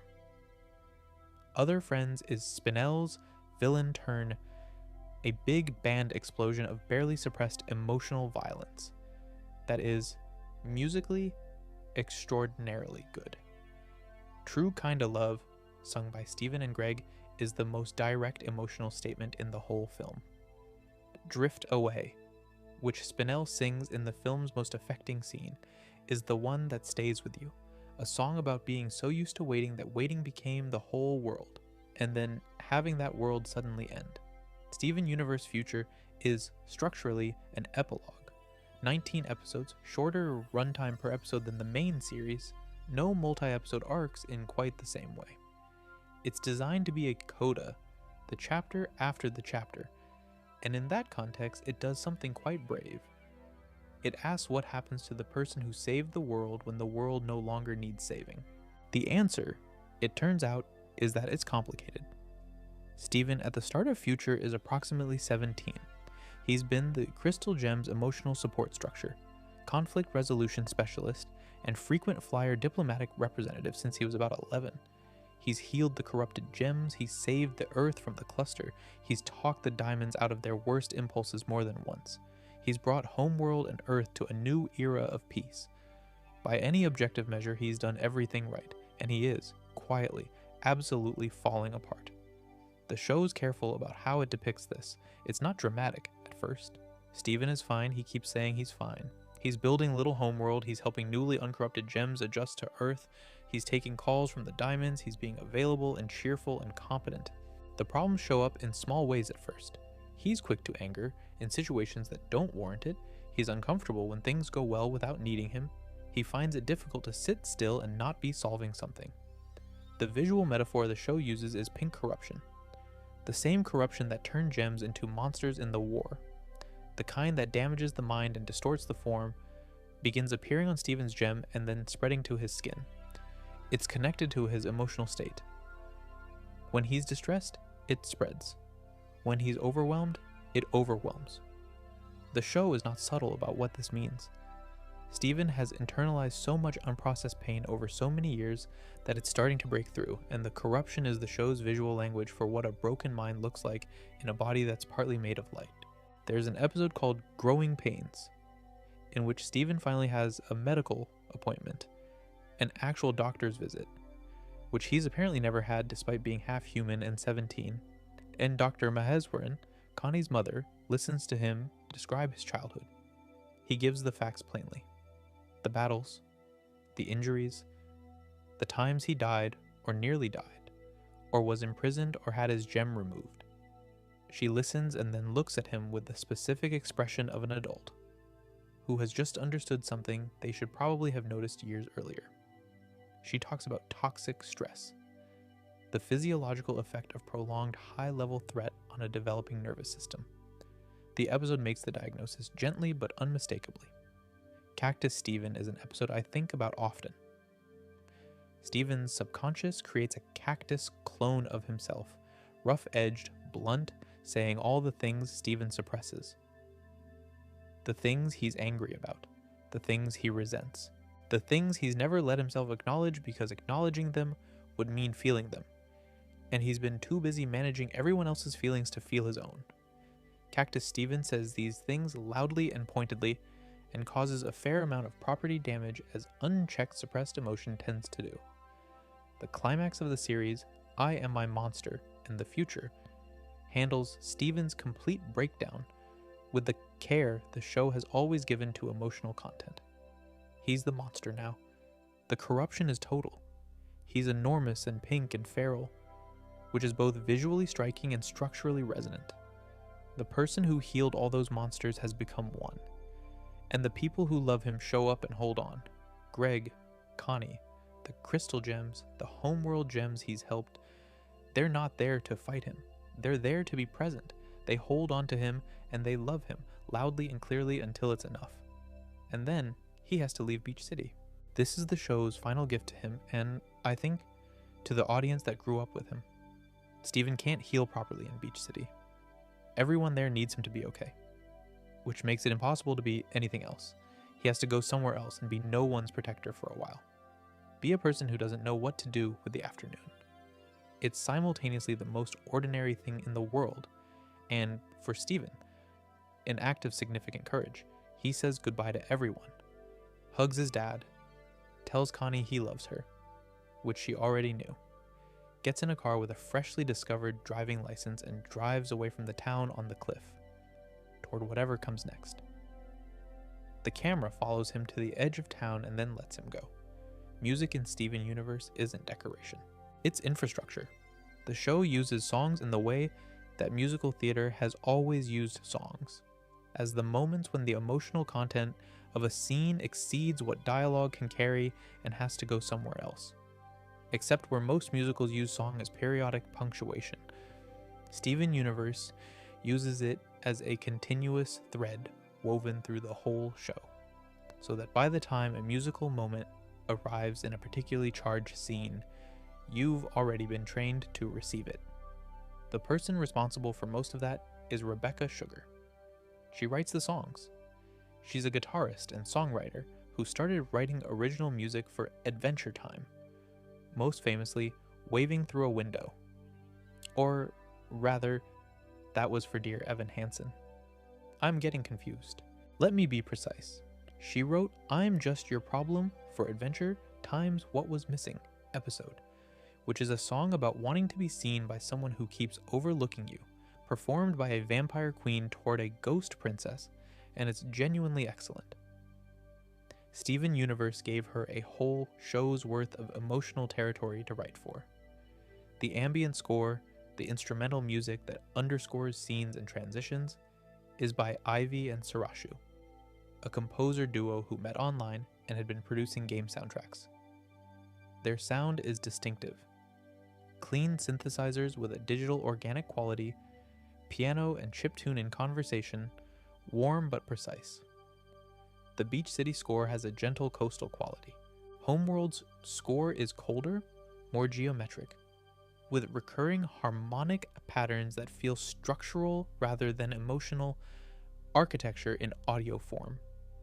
The contrast between the two soundscapes communicates the difference between the two worlds in a way that would take paragraphs of dialogue to accomplish through words.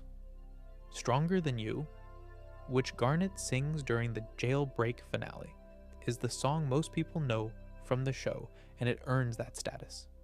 It's her thesis, her statement of what she is, delivered as she fights Jasper, delivered as the revelation that she is a fusion is still settling into the scene. The lyric I am their conversation / I am made of love is as clear an articulation of what Garnet represents as anything else in 5 seasons. Estelle, who voices Garnet, is a professional recording artist, and the vocal performance is extraordinary. There's a physical joy in it, a warmth underneath the power that lands exactly right. It's Over, Isn't It is Pearl's song from the season 3 episode, Mr. Greg. The context: Greg has unexpectedly come into money and taken Steven and Pearl on a trip to Empire City, which is the show's New York. The episode is largely a comedy about Greg and Pearl's awkward relationship with each other as the two people who loved Rose most and have very different feelings about it. And then, at the end of the day, while Greg and Steven sleep, Pearl stands at the hotel window and sings about Rose, about the fact that Rose chose a human life and a human child, and that Pearl's long wait for things to be as they were is over, has been over, will always be over now. The song is 5 minutes of grief, quiet grief, private grief, the kind you have in hotel rooms when no one is watching, and Dee Dee Magno Hall performs it with complete control. It is one of the most affecting things in the show, and the show is not short of affecting things. Here Comes a Thought is the song that matters most to me personally, and I think it might be the most practically useful piece of content the show ever produced. It appears in a season 4 episode called Mindful Education, in which Garnet teaches Steven and Connie something about meditation and emotional regulation while they're being destabilized by things they're avoiding. The song is, straightforwardly, about how intrusive thoughts work, the way a small worry becomes an obsession if you try to suppress it, and the different outcome if you instead acknowledge it, observe it, let it exist without fighting it, and let it pass. The animation during this song is a sequence of paper-cut style imagery, Steven and Connie as figures in a delicate landscape, that is among the most purely beautiful visual work the show ever did. Rebecca Sugar has said that she wrote the song in response to experiencing a panic attack while working on the show, which explains why it reads less like a song about anxiety written from the outside and more like a document written from inside it in real time, trying to find language for something that had just happened. That quality of directness, of writing toward something you don't fully understand yet, is what gives it its particular kind of usefulness. I Am Lapis Lazuli is actually a song that Lapis doesn't sing out loud, but that she carries within her. It's revealed in the movie, performed by Sterling as the character processes who she is in a world that's changed around her. The film's collection of songs also includes Who We Are, a Pearl number about identity and choice that connects directly to everything covered in Pearl's section. The film's score as a whole is more cohesive than the main series collection of songs, partly because Sugar wrote it all at once with a clear dramatic arc in mind. Change Your Mind, the song that gives the finale its name, is a slow, searching piece, not the triumphant anthem the episode title might suggest, but something more like a question asked gently to someone who's been wrong for a very long time. It's the tone of the whole episode, actually. Not victory, exactly. Something more like the possibility of repair. And there's It's Over, Isn't It, Cousin, a song called Do It For Her/Him, which Pearl and then Steven perform across 2 episodes separated by a season gap. Pearl in one context teaching Connie, Steven in another, as a callback connecting the 2 moments. The structural choice to return to a melody from a different emotional angle, to let the audience's familiarity with the first version color the second, is a songwriting decision that rewards the people who have been watching from the beginning. The show's music collected into a proper soundtrack album reached the Billboard charts. There are fan covers in dozens of languages. Rebecca Sugar has performed the songs live at San Diego Comic-Con and other events. The music has a life independent of the show that most animated series don't manage, and I think it's because the songs are genuinely good as songs, not just as contextual moments. They work without the images. That's a harder achievement than it looks. One more thing worth mentioning: the theme song, written and performed by Sugar. 25 seconds, acoustic guitar, direct address to the audience. It goes through various versions as the show's cast grows. Additional crystal gems added to the Will Always Save the Day list as they join. The original version ends with Pearl, Amethyst, and Garnet. Later versions include Peridot, Lapis. The final version includes everyone. It's a small thing that the show uses with complete intention. The theme song as a running record of who counts as family. Steven Universe is the kind of show where people made spreadsheets. I mean that as a compliment. The fandom's analytical engagement with the show's visual detail, color palette, and structural foreshadowing produced, across the course of the show's run, genuinely impressive pieces of detective work. Conclusions reached from the evidence that the show itself confirmed seasons later. This section is a slow tour through some of the best of that. The backgrounds are the first place to look. Steven Sugar's background work, and the work of the background painting department he was part of, contains details that reward people who pause and read them. Beach City is designed with a spatial consistency that means the show's geography holds up if you were to actually map it. The Crystal Temple is always visible in the same direction from the boardwalk. The lighthouse is at a consistent distance from Funland. The warp pad in the temple is accessible in the same physical relationship to the kitchen every time. This is the kind of continuity that costs effort and earns almost no credit unless someone is specifically looking for it, and the show did it anyway. The Crystal Temple's silhouette, visible from the beach, is shaped like a rose quartz. This is a detail that's pointed out occasionally in fan analysis and holds up completely when you look at it. The spires and the overall profile of the temple structure suggest a large figure with flowing hair. Whether this was an intentional design choice or a beautiful accident, I genuinely don't know. The show never comments on it, it's just there. The pink diamond theory is the fandom's greatest collective achievement and its most satisfying vindication. Across seasons 2 and 3, a significant portion of the fan community, working from visual evidence and inference, concluded that Rose Quartz and Pink Diamond were the same person. The evidence was cumulative rather than single point. The visual similarity between Rose and Pink in murals. The specific way Pearl reacted to questions about Pink Diamond's death that was consistent with someone concealing something rather than someone who simply didn't know.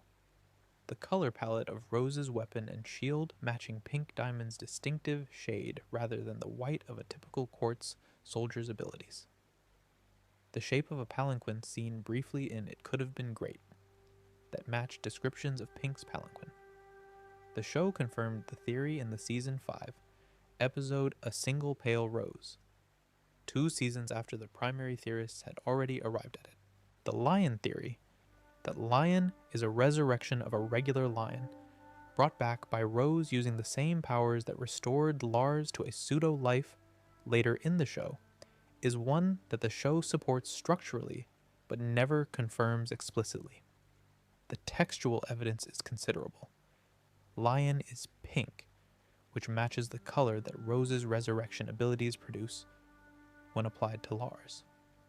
Lion knows locations that only Rose could have told him about.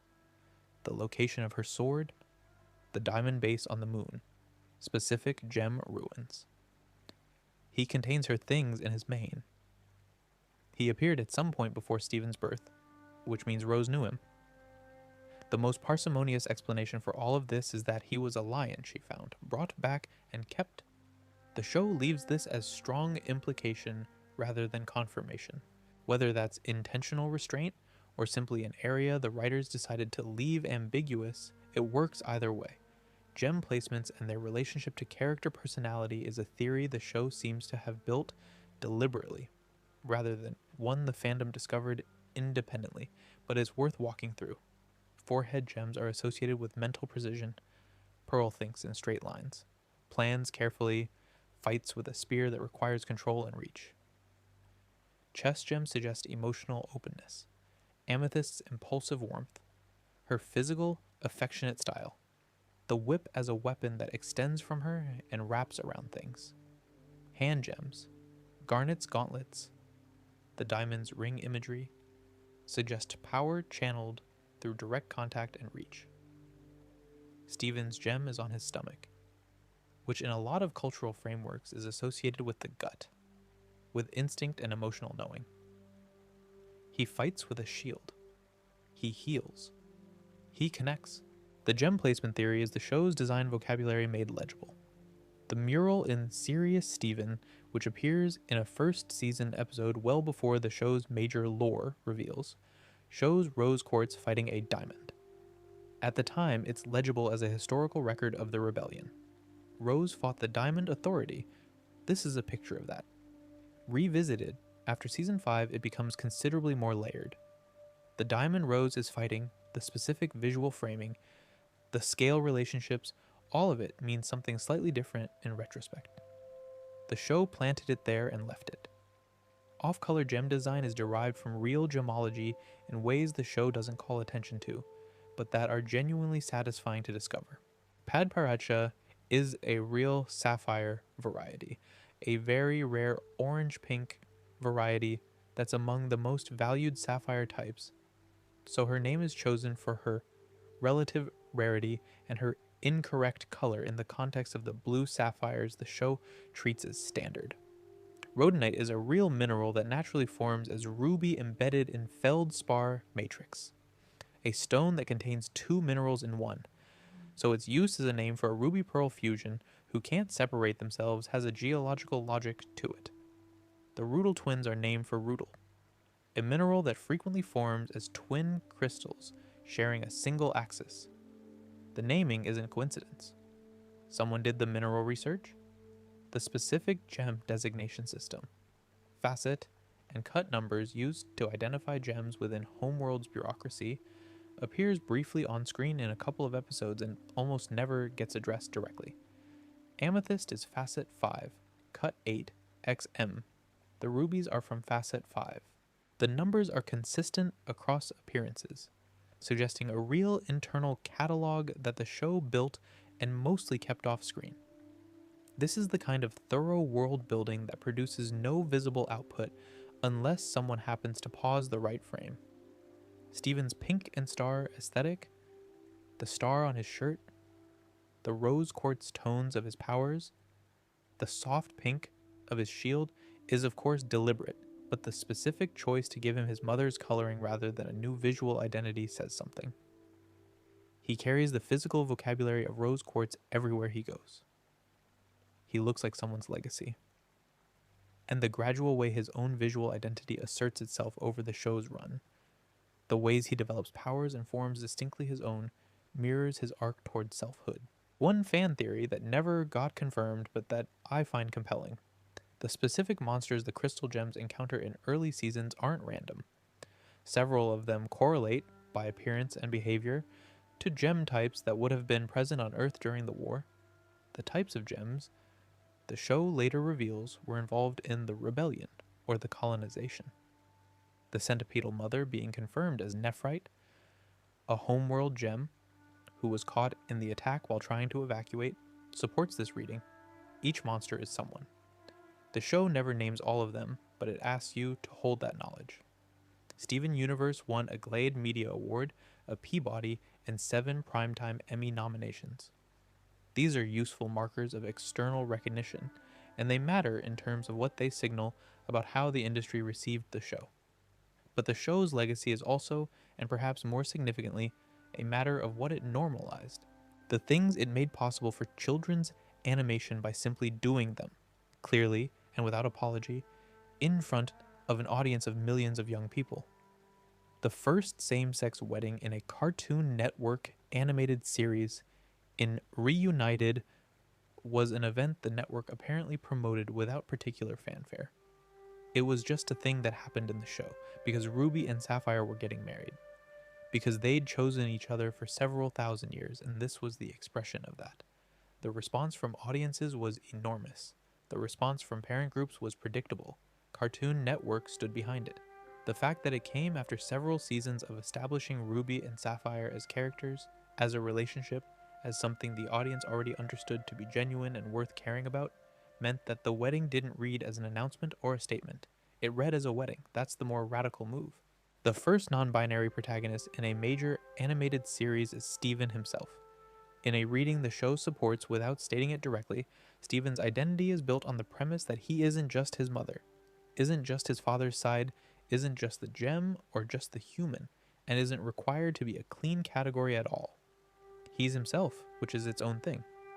But more explicitly, Rebecca Sugar's own identity as non-binary informed the show's treatment of identity categories as flexible, chosen, and not reducible to origin or type. The crystal gems are all read as feminine by default. In the show's world, Gem Society doesn't have a gender binary, and all gems use she/her pronouns by convention in the show, while their visual design mixes gender signifiers freely. Steven is the only character gendered in the conventional sense. He uses he/him pronouns and presents as a boy. He's also soft and nurturing and deeply emotional and wears a pink star on his shirt. The show never treats any of this as contradictory. The conversations it opened about emotional intelligence in children's media were, in retrospect, substantial. Steven Universe was early in the wave of animated shows. Adventure Time was part of it. Gravity Falls was part of it. Later, BoJack Horseman and She-Ra. That decided the emotional interior of characters was worth taking seriously. The message wasn't just, feelings are valid, which is a phrase that has since been flattened through repetition. It was more specific. Feelings have causes, and those causes are worth examining. And examining them doesn't make you weak. And asking for help is a form of strength. Steven spends 5 seasons modeling this, failing at it sometimes, doing it imperfectly often, but orienting toward emotional honesty as a value rather than treating it as a liability. The influence on subsequent animated series is real and traceable. She-Ra and the Princesses of Power, Steven Universe Futures, near contemporary, explicitly addresses trauma recovery in a way that clearly owes a debt to the conversation Steven Universe started. The general expectation that Cartoon Network and similar platforms can produce long-form serialized storytelling with emotional complexity. That this is a viable model and not a niche experiment is partly a consequence of Steven Universe demonstrating that the audience for it exists and is very engaged. Rebecca Sugar's relationship with the show is worth acknowledging at the end of this section. She's talked about the burnout involved in finishing it, the years of high-intensity personal creative work, the demands of a show that was, by definition, drawing from the most personal sources she had access to. Her album Spiralbound, released in 2023, came directly from 3 years of recovery from the burnout and unresolved experience of making Steven Universe. She's described it as part of a process of healing. The album sounds, from what I've heard of it, like the show's score heard from the inside. The same tonal vocabulary, the same emotional honesty, but in a first-person register rather than channeled through characters. That feels like the right note to end this section on, actually. The show is as personal as it is because Rebecca Sugar put into it things she needed to work through. The result is that what worked through her worked through the audience too, in a quieter, more diffuse way. People who watched Steven Universe as children and are now in their early 20s have, I think, a slightly different vocabulary for talking about identity and emotional experience than they might have had otherwise.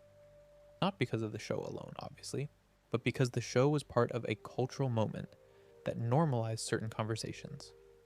That's a meaningful legacy for something that also had a running gag about a burger restaurant's secret formula. Fusion is the show's central metaphor, and it deserves its own space because the show uses it for so many different things across its whole run. It's not just a power mechanic or a plot device. It means something specific every time it appears, and the meanings stack. At the mechanical level, we've established what fusion is. Two or more gems combining their physical forms and minds into a single being, larger than its components, with combined abilities and sometimes new abilities that neither component possesses alone.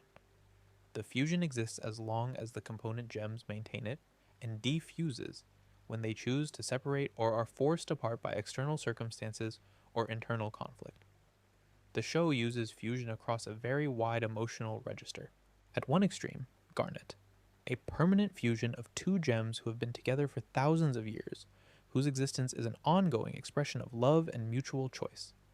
Garnet is, in the show's terms, what a healthy relationship looks like when it's functioning well. The two parts don't lose themselves in the fusion. They become something greater than either while remaining fundamentally themselves underneath. When Ruby and Sapphire occasionally separate, and we see them as individuals, what strikes you is how much of Garnet is already in both of them separately. The fusion isn't masking them, it's completing them.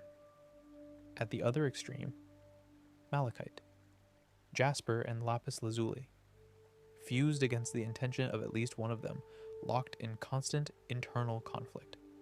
The fusion can barely think clearly. It's enormous and powerful and fundamentally unstable. A constant tug of war between two beings who have nothing in common except trauma and the physical fact of being forced together. Malachite is the show's depiction of a bad relationship, not necessarily an abusive one in every beat, but one where the two components are pulling in opposite directions, using each other, and draining both in the process.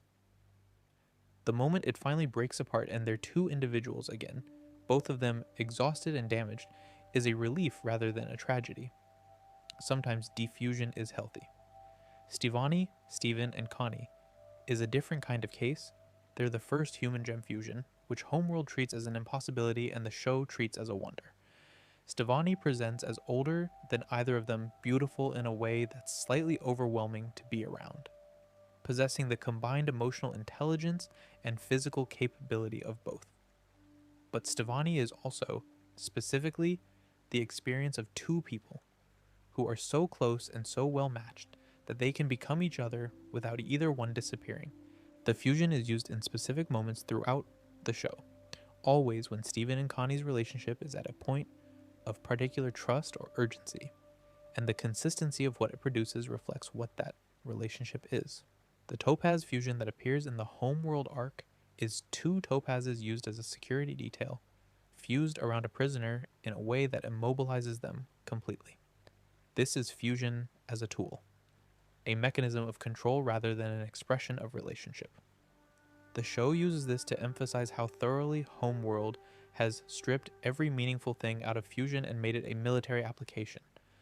Alexandrite is the crystal gems combined fusion, Garnet, Pearl, and Amethyst, which is massive and multi-armed and extremely difficult to maintain because all three of them have to agree on everything. It falls apart when Pearl and Amethyst have a minor disagreement during a formal dinner that Steven has arranged to introduce the gems to Connie's parents. The formal dinner scene is one of the show's great comedies, partly because Alexandrite maintains it long enough that she can eat a whole turkey and then defuses as the face splits open. I think about this fairly regularly. Opal, Pearl, and Amethyst is the fusion that appears most often outside of Garnet. and it's characterized by a floatiness, a dreamy quality that makes sense when you consider what Pearl's precision and Amethyst's impulsiveness produce when they're harmonious. Opal doesn't always remember what she's doing. Her component gems have such different energy that the fusion has a tendency to drift. But when she's focused, she's remarkable, a four-armed archer with complete physical grace. There's a season 1 episode called Giant Woman, where Steven is desperately trying to get Pearl and Amethyst to fuse so he can see Opal. And the subplot is about how genuine collaboration requires genuine connection, not just proximity. You can't force harmony. Sardonyx, Pearl, and Garnet is the show's most deliberately theatrical fusion, hosted in a variety show format that Pearl produces while they're fused. She's witty and performative, and enormously pleased with herself, which is a combination of Pearl's love performance and Garnet's dry confidence filtered through a fusion that leans into the comedic potential of that combination. She is also the fusion that gets used dishonestly in a season 3 arc, where Pearl, who is feeling unsettled and lonely, keeps creating the pretense for a fusion with Garnet rather than simply asking for the connection she actually needs. The arc is about how you can use people, even people you love, when you're running on empty and not communicating honestly. It's handled with a seriousness the show was perhaps unusually brave to bring to a storyline involving a teenage audience show and a complex emotional manipulation. Sunstone is Steven and Garnet's fusion, who appears in future and is extremely safety conscious. She makes PSA-style announcements. She has safety grips on her rollerblades. She's the product of Garnet's stability and Steven's warmth filtered through the specific concern that everyone should be alright. I find her deeply charming. Obsidian, Steven, Garnet, Pearl, and Amethyst, all four, appears in the movie as a massive, ancient-looking figure who can forge weapons from volcanic rock. She's used once in the movie's climax, and she's deliberately old myth in scale. The show treats her like something from before narrative, a force rather than a character, the crystal gems at their most fundamental. All of this is to say, the show developed a whole language around fusion, with grammar rules and exceptions and idioms, and used it to explore every variation of how people relate to each other. That's an extraordinary amount of coherent symbolic work to sustain across 7 years of television. Bismouth deserves her own section. She's only in a handful of episodes, she was absent from most of the show's run, and yet her presence changes the moral landscape of everything, before and after her appearance. That's a significant effect for a character with limited screen time, and it tells you something about how carefully her arc is constructed. Bismouth was, by the show's account, one of the most vital members of the original crystal gems. She's a bismuth, a gem type whose natural ability involves working with metal, with hard light constructs, with the formation and shaping of physical material. In a rebellion, this makes her indispensable. She made weapons for everyone. Her forge, wherever she carried it, was the heart of the crystal gem's military capacity. Every weapon Pearl trained with, every implement used in the war, was made by Bismouth. She knew all of them. She was, by multiple accounts, beloved. She appears physically as a large, broadly built gem with prismatic colors shifting across her skin. Bismuth in real-life forms as iridescent, stepped, geometric crystals that are among the most visually extraordinary of all minerals. The show captures this in her design. She moves with the assurance of someone who knows what her body can do, and has no particular interest in minimizing it. She's warm, loud, funny in a very physical way. She picks Steven up and swings him around without asking. Immediately and completely affectionate, you understand immediately why everyone loved her. And then the conversation about the breaking point. Bismuth shows Steven her forge, shows him her weapons, and at the end she shows him the prototype of the most dangerous weapon she ever built. A device capable of shattering a gemstone outright. Not poofing, shattering, killing, in the permanent sense the show uses. Her argument is the same as it was 5,000 years ago. The crystal gems couldn't win through attrition. The only way to stop the diamonds was to be willing to do to their armies what those armies would do to the crystal gems without hesitation. Stephen refuses to use it, and Bismouth pushes. Not metaphorically, she literally attacks him, because from her perspective, someone who won't fight to win is someone standing in the way of victory. And she's been through enough that she has very little patience left for principled pacifism in the face of existential threat. Stephen subdues her, bubbles her, and she dissolves back into the gem. And before she does, she tells him that Rose did the same thing. Rose refused too. Rose bubbled her, told the crystal gem she was gone, and carried the secret. The revelation, when it comes, does something important. It retrospectively complicates the heroism of Rose's refusal. Rose was right, in the show's terms, to refuse the breaking point. Not because winning at any cost is wrong per se, but because the crystal gem's whole argument for the war was that gem life had value, and a weapon for destroying gem life permanently was a philosophical contradiction. But Rose was wrong to hide what she'd done. She was wrong to deprive the crystal gems of Bismuth. She was wrong to make the decision that Bismuth's argument was too dangerous to leave accessible, rather than trusting her friends to make that collective judgment. The controlling impulse in Rose, the tendency to manage things rather than share them, cost Bismuth 5,000 years of isolation inside a lion.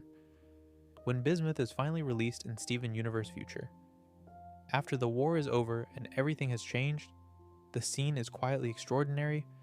Steven, who was the one who bubbled her last time, who carries the full weight of what that decision was, and what led to it, unbubbles her. She emerges expecting to find a war. She finds little homeworld, gems from homeworld, living peacefully near Beach City, learning things, building things. The shock on her face is enormous, because the war she was ready to keep fighting has been over for 2 years. Her adjustment to the new world is part of Future's texture. She's a warrior whose entire identity was built around the rebellion, released into a world where the rebellion won, but differently from how she imagined. She didn't get to be there for the victory. She was in a bubble inside a lion. There's grief in that, and also enormous relief, and the show gives both their space. She eventually channels her forge work into constructing little homeworlds buildings. The weapons maker becomes the city builder. That transformation is done in 1 or 2 shots with no dialogue required. The show trusts its audience to understand what it means. Her voice performance by Uzo Aduba, who is primarily known for Orange is the New Black, is exceptional.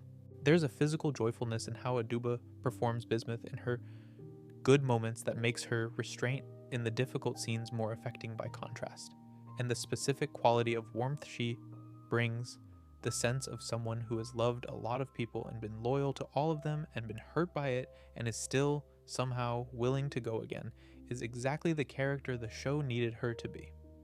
The show treats its antagonists with a consistency that deserves attention. It doesn't let them off the hook, but it also doesn't reduce them to functions. The diamonds, when they're finally fully rendered as characters, turn out to be something more specific and sadder than villains. They're people, if you accept that category broadly enough to include beings 20,000 years old who command interstellar empires, who have been shaped by loss into something rigid and protective and capable of tremendous harm. Blue Diamond is the first one Steven properly encounters as a person rather than as a threat in the Season 3 episode Steven's Dream, which sends Steven to a gem location in Korea, Pink Diamond's palanquin, preserved on a cliff face where Pink apparently used to look out over the landscape. Steven arrives there in his dream state first, drawn by some connection to the location through his gem, and he finds Blue Diamond there, weeping, alone at night in a place only she seems to visit. She doesn't know he can see her. She's just there, in the rain, grieving a diamond who died 6,000 years ago, and nothing about her grief seems to have diminished in that time. Blue Diamond's power involves emotion. Specifically, she can project her own emotional state outward, flooding everyone around her with it. When she's grieving intensely, everyone near her is suddenly helplessly sad. This power is not, in the show's presentation, something she does deliberately as a weapon. It's overflow. It's what grief does when the person feeling it has the power to broadcast. The crystal gems encounter it and are briefly incapacitated, not by an attack, but by sadness too large to resist. She collects humans. This is one of the show's stranger pieces of lore that the main series doesn't entirely explain, but that several episodes establish. Blue Diamond has a tradition of taking humans from Earth and placing them in a human zoo in space as a way of preserving the planet that belonged to Pink.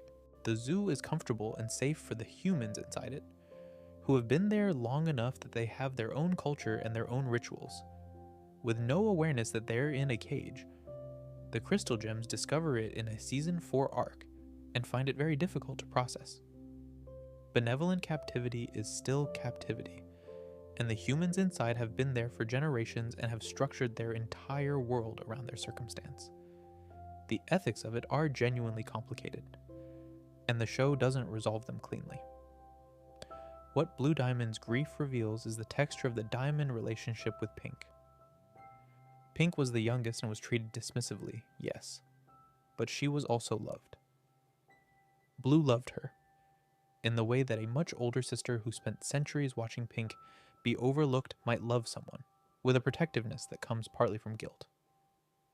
Yellow loved her too, though Yellow's method of loving is to refuse to talk about it and work harder instead. White's relationship with Pink is the most complicated and the most central to the show's thematic argument, but Blue and Yellow's grief is simpler and more human-scaled. Yellow Diamond is the most interesting character study of the diamonds in some ways, because her affect is so comprehensively defensive. She's efficient, practical, deliberately unsentimental, and will move from any topic related to Pink Diamond to business as fast as possible. The contrast with Blue, who wears her grief visibly and constantly, is the show's characterization shorthand for two different ways of not having processed loss. Blue can't stop feeling it, Yellow can't start. Yellow Diamond's power is specifically destructive to gem bodies. She can disrupt the light projection that forms a gem's physical form, forcing them to poof. As an offensive ability, it's extraordinary. She can poof most gems with a touch. But the show also ties this power thematically to her tendency to solve problems by elimination. Something is wrong, remove it. Someone is causing trouble, deal with them. A planet is inconvenient, destroy it. Yellow's cosmology is a tidier world achieved through the consistent removal of things that don't fit. Her argument, across the seasons where she appears as an antagonist, is always basically, we should destroy Earth and stop dragging this out.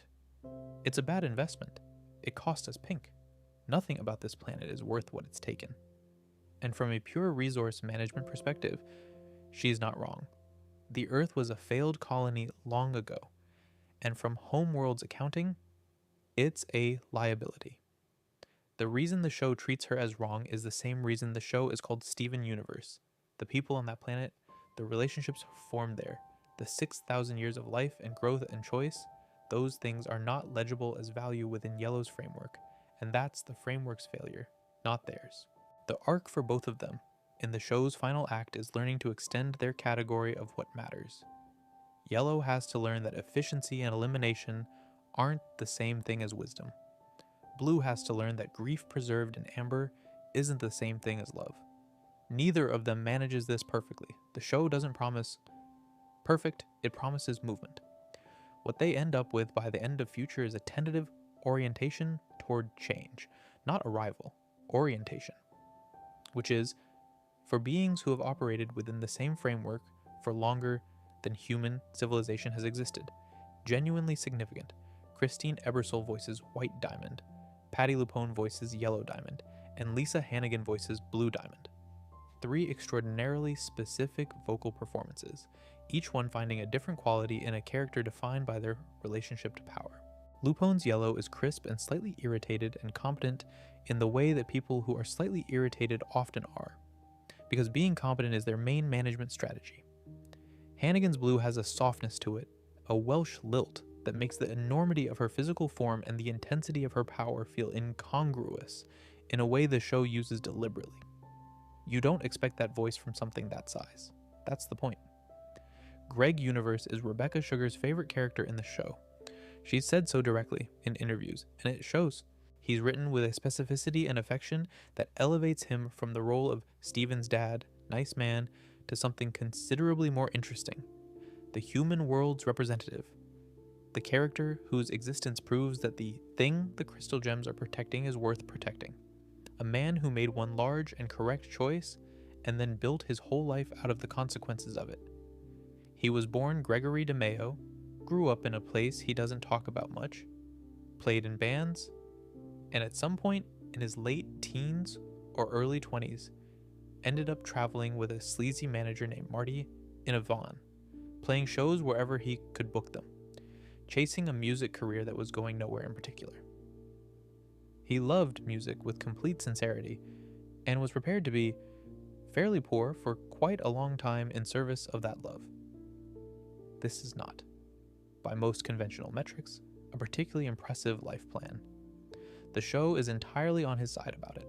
He came to Beach City on a tour that was barely a tour, and played a concert on the beach that almost nobody attended except for a remarkable alien woman who found everything about him extremely interesting. Rose Quartz approached him after the show. She was curious. She found humans fascinating generally, but Greg's willingness to stand up on a stage and share something personal and be received with near total indifference, and then just shrug and keep going, had apparently captured her attention specifically. Their relationship is rendered in enough detail across several flashback episodes that you come away with a clear sense of how it developed. Rose's initial mode with Greg had the quality of intense, slightly uncategorizable fascination. She was delighted by him, by his music, by his ordinariness, by the way he cared about things that couldn't possibly matter on any cosmic scale. Greg's initial mode was something closer to being completely overwhelmed and trying not to show it. She was, to him, the most extraordinary person he'd ever encountered. He was, to her, a genuinely new kind of experience. The episode We Need to Talk shows the moment their relationship became complicated in the productive sense. Greg is performing, and he sees Rose shape-shifting to match his dancing, copying him, mirroring him, being playful in a way that's meant warmly but misses something. He calls her on it. He tries to tell her, in the vocabulary of a 20-something who has limited tools for this kind of conversation, that he wants to be known rather than admired, that there is a difference between finding someone wonderful and actually seeing them, that he's aware she loves all humans and he wants to know if what they have is something different. Rose finds this genuinely novel. Not upsetting, she's not defensive about it, but novel in the way that an experience you haven't encountered before is novel. She listens. She tries to understand. And over time, she does. The Greg we see in later flashbacks is in a relationship that's clearly more mutual and grounded than the initial dazzled enchantment. She chose him the way she chose Earth, because something about his specific existence convinced her it was worth protecting at personal cost. His grief over Rose's absence, she doesn't die. In the conventional sense, she becomes part of Steven, is handled by the show with great delicacy. He never speaks about it with any particular bitterness. He loves Steven completely and without apparent complication, which is its own impressive thing.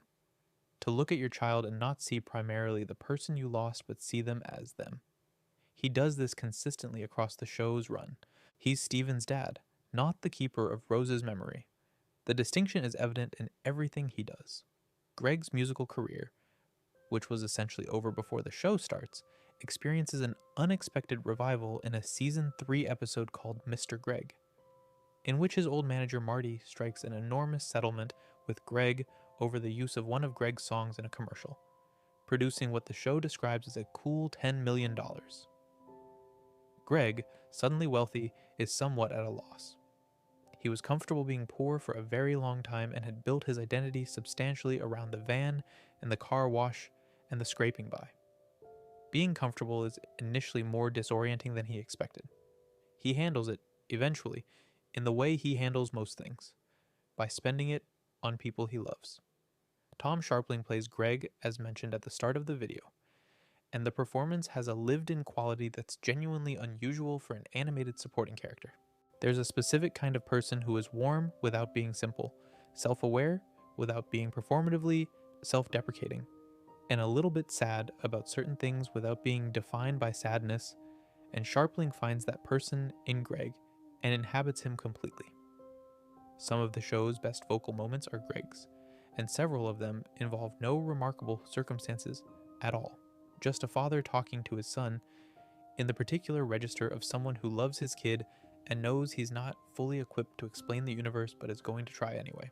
Greg's song What Can I Do For You, which appears in a season 3 flashback episode showing his early relationship with Rose, is one of the quieter musical achievements in the show.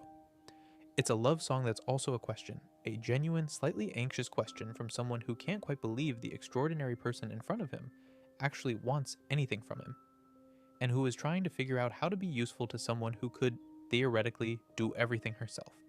The answer the episode arrives at, that he can be present, that presence is the thing, that showing up without an agenda is what love often looks like in practice, is very simple and entirely sufficient.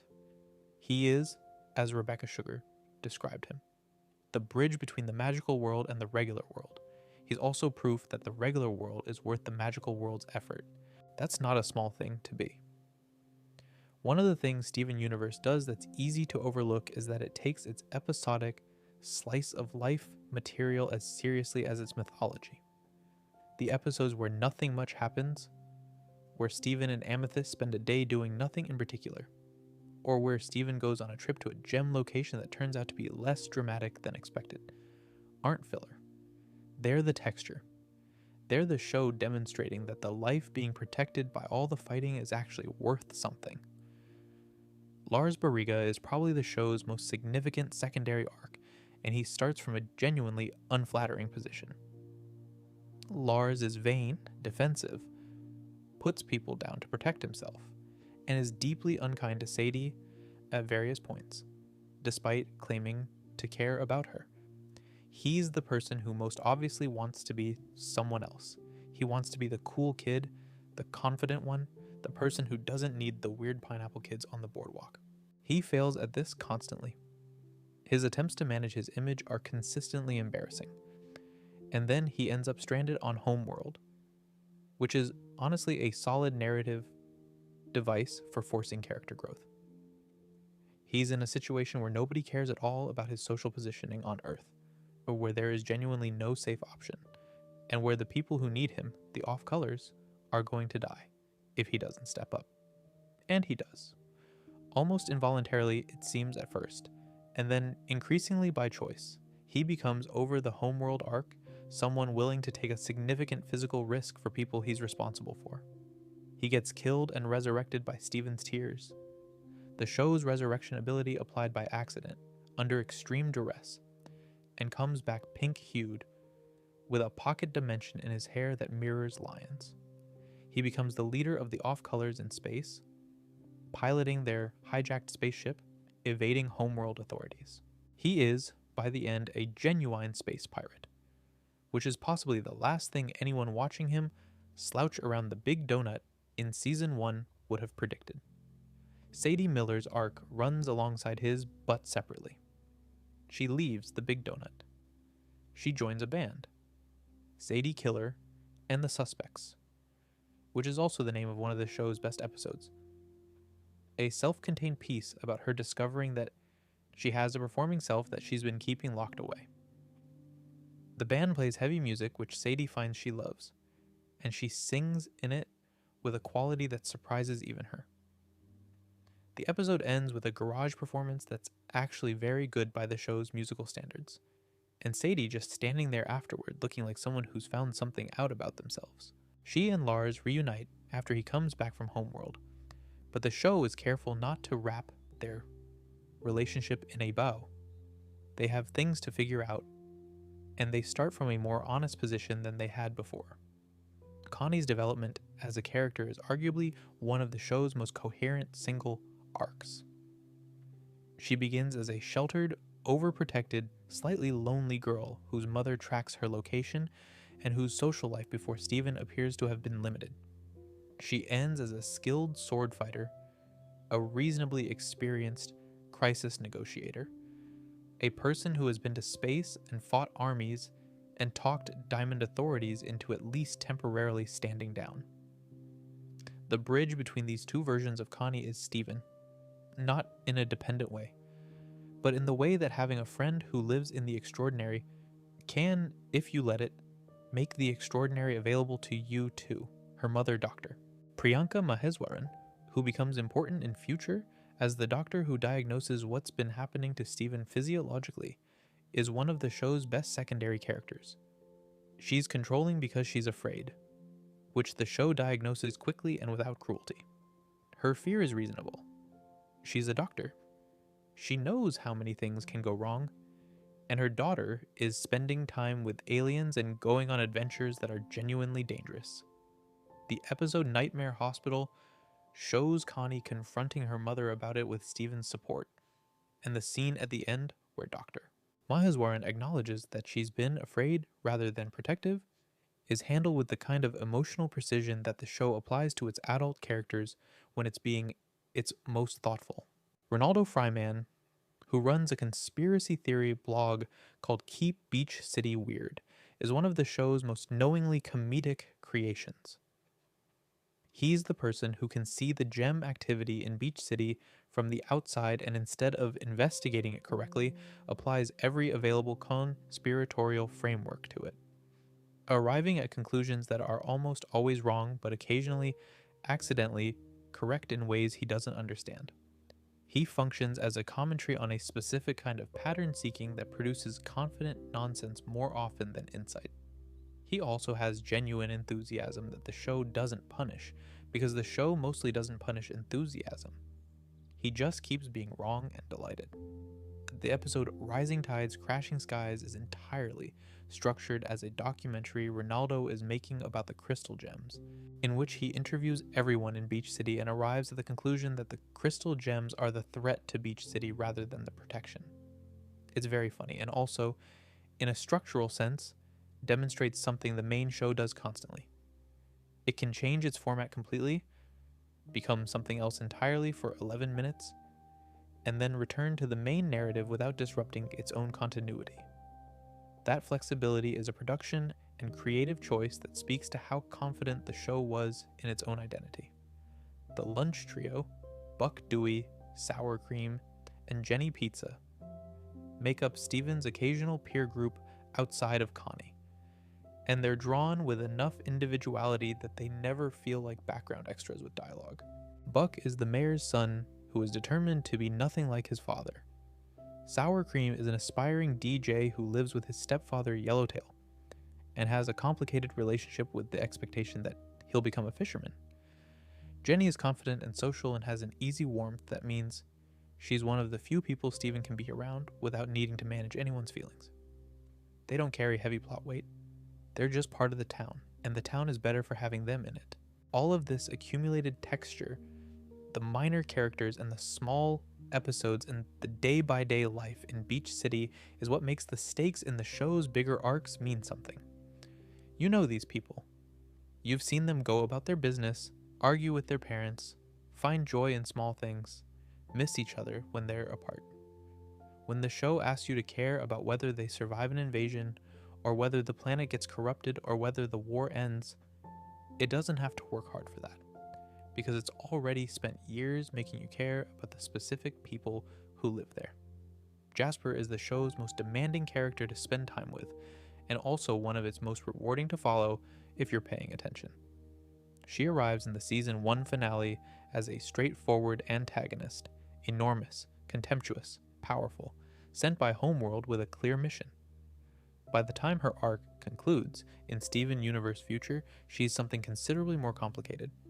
A person who survived things that would have destroyed most people by becoming harder, who found the hardness insufficient, and who had to learn very late and very badly that there might be another way. Her origin is the Beta Kindergarten, a quartz production facility established near the end of the war when Homeworld was desperate for soldiers. Emergency production, inferior site, rushed conditions. Most of the quartzes that came out of the Beta Kindergarten were damaged or compromised in some way by the poor geological conditions. Jasper came out perfect anyway. Enormous, flawless, technically extraordinary by every metric Homeworld uses to evaluate gems. In the most difficult possible conditions against every probability, she was exactly what Homeworld wanted. The show treats this as the core tragedy of her character. She was built for a war that was already ending when she emerged, and she's been fighting it ever since.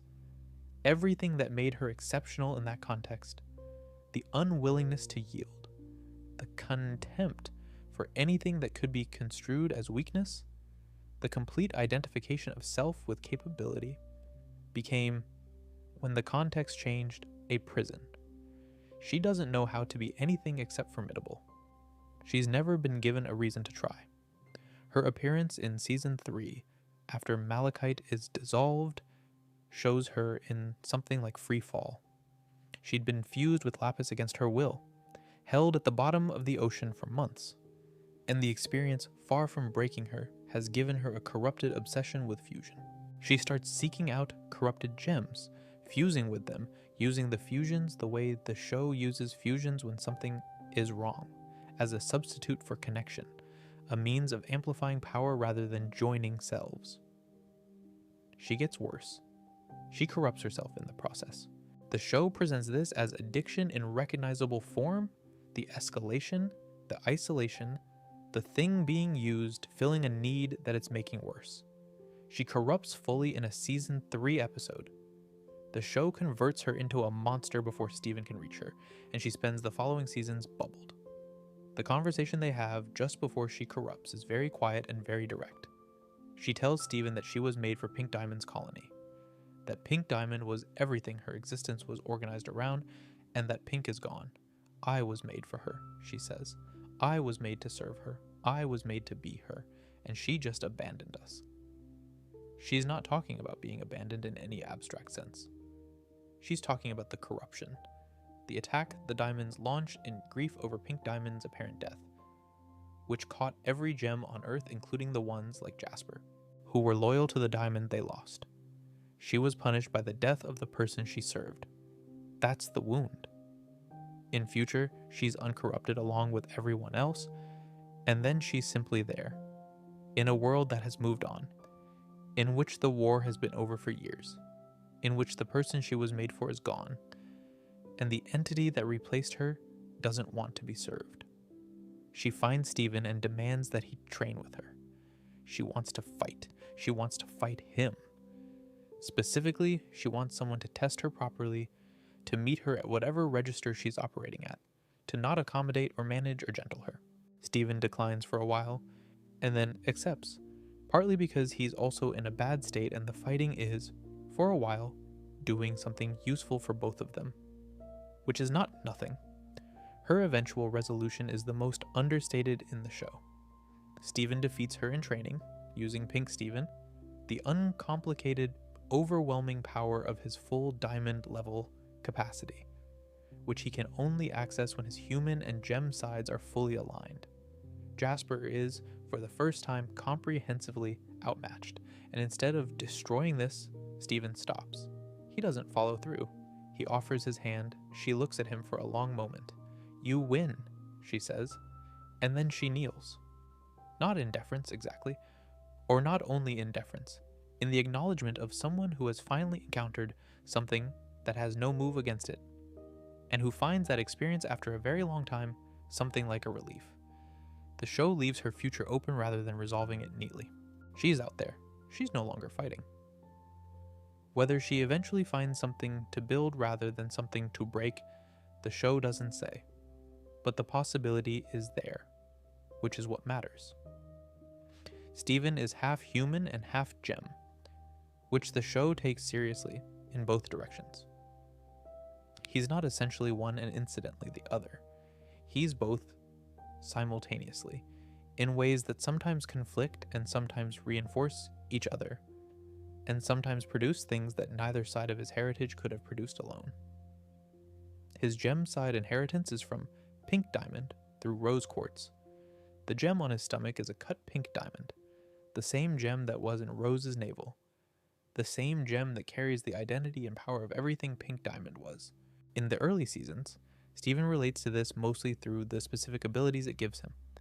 the shield, the healing powers, the occasional ability to enter other people's dreams.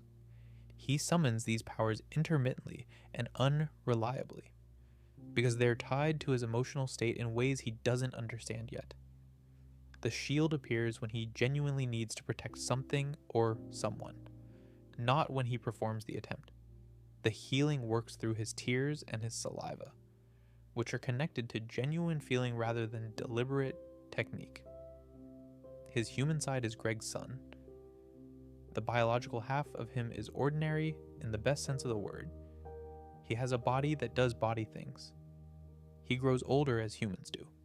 He gets hungry and tired and frightened. He has a developing social and emotional life that is shaped by his relationships rather than by gem programming. This is what makes him different from every gem the show has ever produced. He learned to be himself rather than emerging as himself. His character formed through experience, through years in Beach City, through the specific love of 3 gems and a father who all cared about him very differently. The powers he develops across the run of the show extend well beyond the initial shield and healing. He can generate a bubble of protective energy from his gem, unconsciously at first, triggered by fear, then more deliberately. He can levitate and then fly, which he achieves by figuring out that his gem levitation is responsive to joy specifically.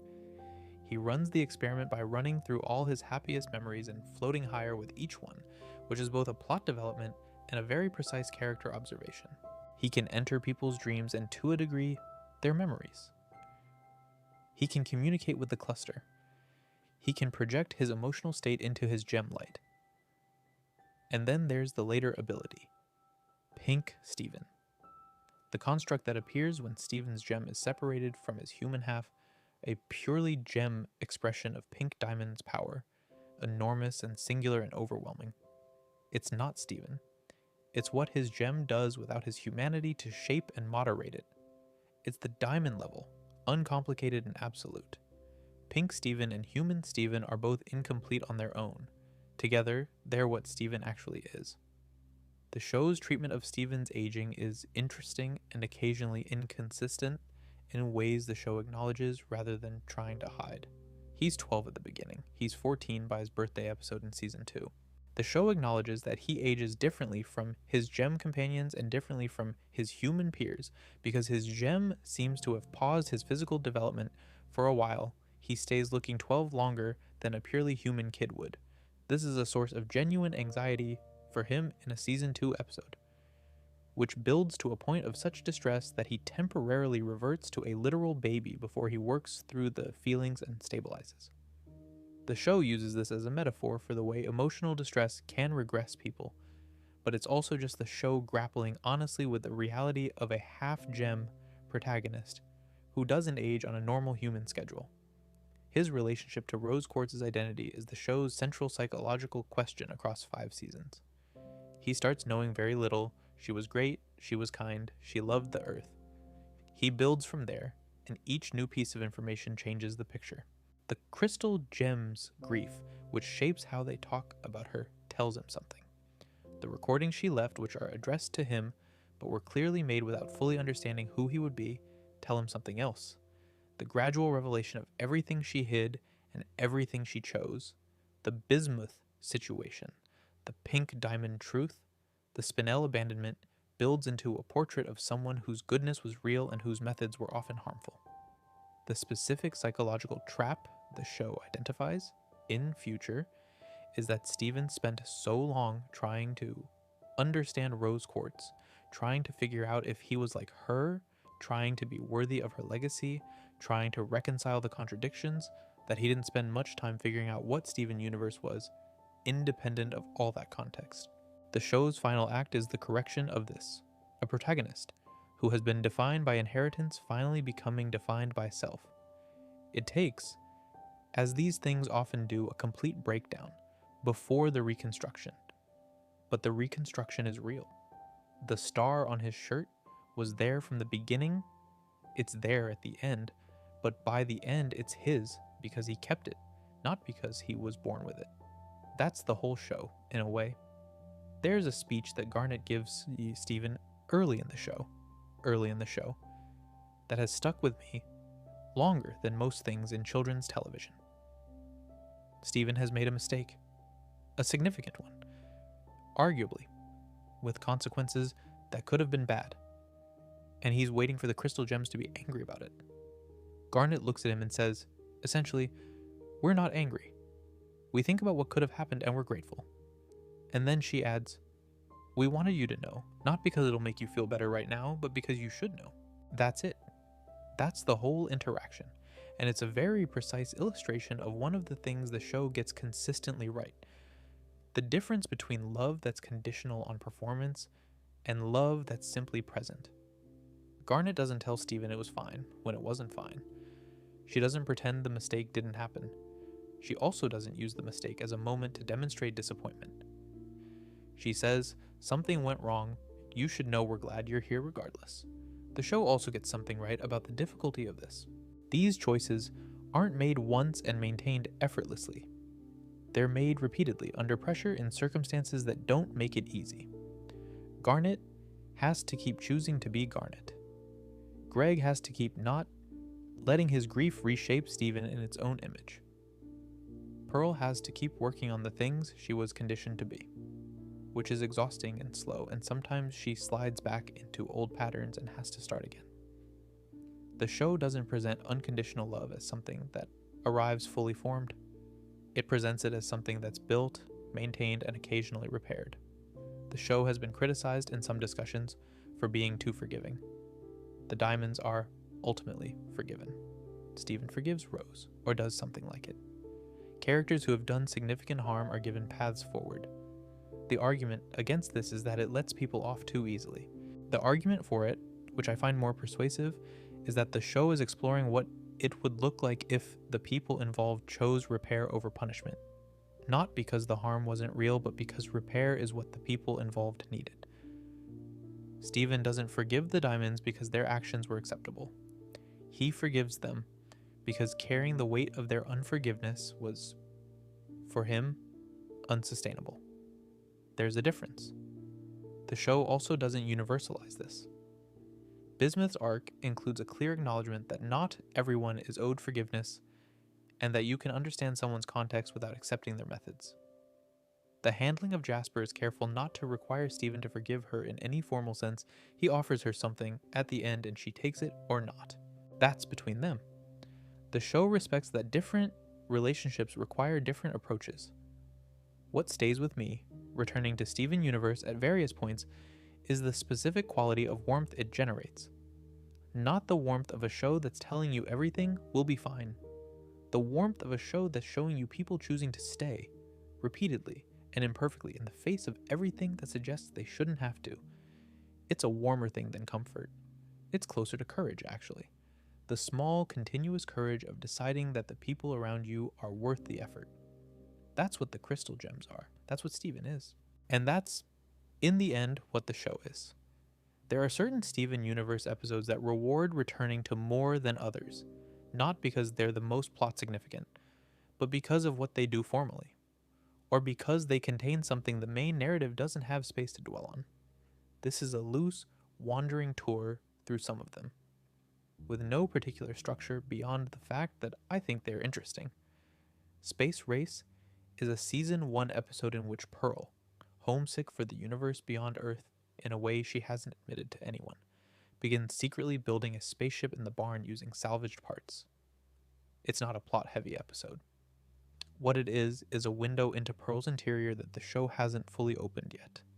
The specific quality of her longing for a world that she left behind and cannot return to, which is different from grief and different from regret. She wants to go back and can't, and is quietly, constantly aware of this. The episode ends before the spaceship can be tested, for safety reasons, and Pearl accepts this with a grace that costs her something. It's 11 minutes of character work that the show doesn't underline or explain. It just lets it be. Island Adventure puts Lars, Sadie, and Steven on a deserted island via a miscalculation with a magical warp pad, and the forced cohabitation over several days does what forced cohabitation in isolated settings always does. Strips away the social performance and leaves the people. Lars and Sadie nearly get to something honest with each other, and then Lars retreats before they can. The ending is inconclusive in a way that's accurate to how these things work in real life. It's one of the episodes that made people invested in Lars as a character long before his arc paid off. Sworn to the Sword is the episode where Pearl teaches Connie to fight, and in doing so reveals something uncomfortable about herself. She's been training Connie to fight like Pearl fought for Rose, for someone else, as someone else's extension, self-sacrifice as the primary method. The song Do It For Her is the episode's centerpiece, and it's beautiful and troubling in equal measure because Pearl is passing down something she hasn't yet recognized as a wound. Garnet has to intervene. The episode doesn't end with everything resolved. It ends with a clearer picture of where Pearl is starting from. The Test is an early episode in which Steven discovers that the crystal gems have been secretly designing tests for him, not real missions, but crafted scenarios, because they can't decide how much danger to expose him to. He works this out, and then, brilliantly, decides to pretend he hasn't. He completes the fabricated test as if it's real, protecting the crystal gem's ability to feel like they're protecting him, because he's already more perceptive than any of them are quite ready for. It's an episode about the specific kindness of letting people maintain their fictions when those fictions are doing something necessary. Alone Together is the episode where Steven and Connie accidentally fuse for the first time and become Stevani, and is handled with a care that reflects how much the show understood what it was doing. Stevani goes to a party. Someone twice their age tries to dance with them. Stevani navigates the situation with a mix of 12-year-old's inexperience and something slightly older's poise, and the episode doesn't fully explain what any of this means. It trusts the audience to understand that this is an experience is a complete observation on its own. It's one of the show's most formally careful pieces of work. Mr. Greg is a full musical episode, not just a song embedded in a normal episode, but an episode structured around 3 extended musical numbers. And it's the clearest example of the show using its musical language for emotional payload it can't carry any other way. It's funny for much of its runtime, and then, when It's Over, Isn't It arrives, it isn't funny at all, and the show earns the gear shift completely. The episode settles something between Pearl and Greg. Not a resolution, exactly, but an acknowledgement that they're both people who loved Rose very much and are both still here, and that those two facts don't have to be in conflict. Mindful education works as a standalone piece in a way that very few show episodes manage. You don't need any context for what it's saying. Garnet teaches Steven and Connie something about sitting with difficult thoughts rather than suppressing or fighting them, and the visual sequence during Here Comes a Thought is exquisite. The paper-cut animation style used for the musical sequence has a delicacy to it that makes it feel like something from a different medium briefly appearing inside the show. It's one of the things I come back to when I want to remember what the show was capable of at its best. Your Mother and Mine is a later episode in which Garnet, on a mission in space, tells the crew of Lars's ship the history of the crystal gems and pink diamond. The official version. The version she has believed, which the show's audience knows is incomplete in significant ways. Watching her tell it clearly and with conviction, knowing what we know, gives the episode a quality that's almost impossible to describe. It's a meditation on the stories we carry as truth, and what it costs when those stories have to be revised. She's not lying. She believes every word, and she's wrong in ways that the show hasn't shown her yet. These episodes and others like them are part of why Steven Universe rewards rewatching. The first pass establishes the story. Later passes reveal everything the show placed carefully in the frame before you knew where it was going. The show makes more sense going backward than going forward, which is the mark of a creator who was always thinking further ahead than the immediate scene required. Steven Universe is a show that thinks very carefully about what it looks like, and not just in the sense of visual quality.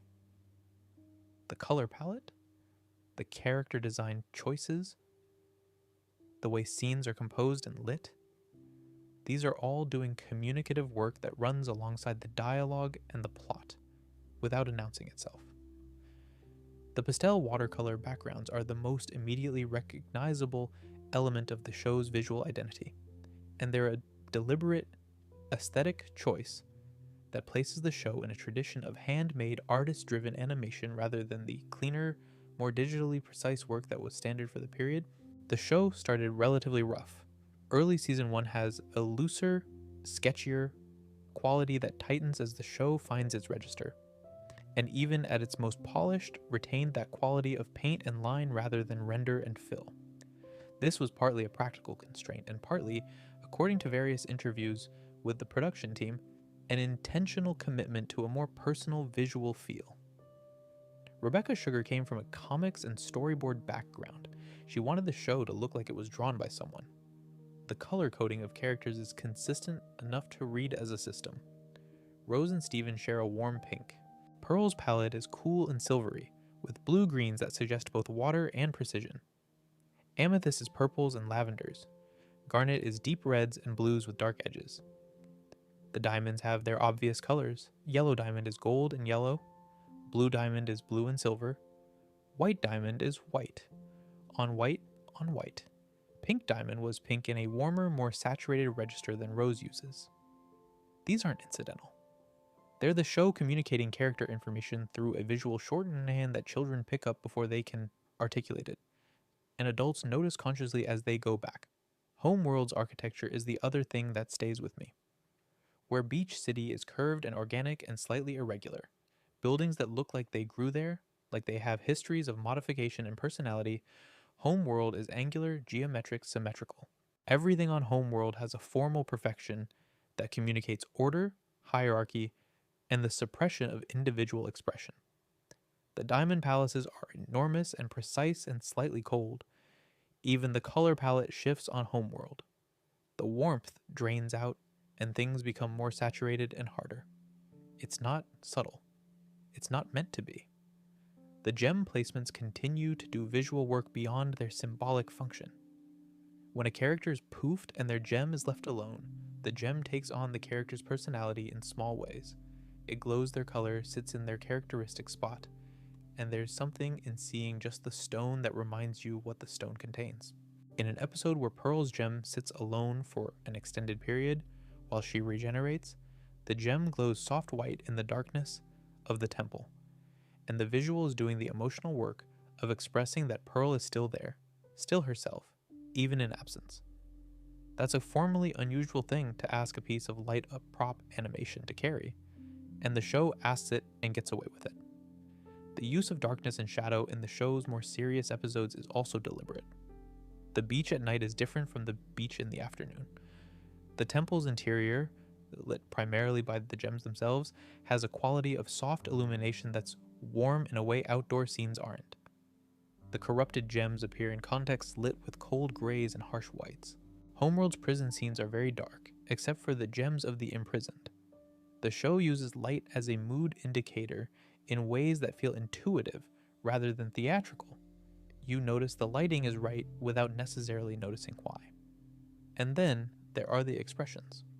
The show's character animation gives the characters a range of expression that's much wider than it needs to be for the script to function. Pearl's face does something very specific when she's suppressing distress versus when she's actually okay. Garnet's eyebrows move rarely, and when they do, it means something. Amethyst has an at-rest expression that's slightly mischievous, slightly tired, slightly warmer than the face she shows when she's performing ease. These are choices made by animators working closely enough with the characters that they understand what the characters feel as well as what they say. The show treats its visual language as continuous with its narrative language. They're not separate channels, one telling the plot while the other decorates. They're the same thing, expressed differently. This is honestly one of the things that makes Steven Universe feel more like a coherent artistic work than a produced entertainment product.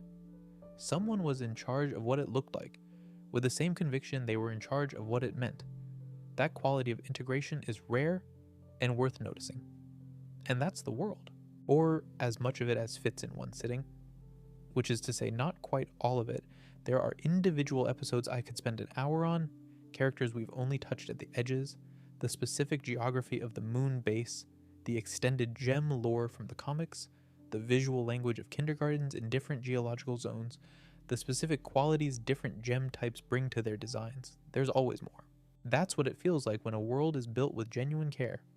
It has rooms you keep finding. What I keep coming back to, thinking about Steven Universe at whatever hour it is for you right now, is what it feels like as a whole.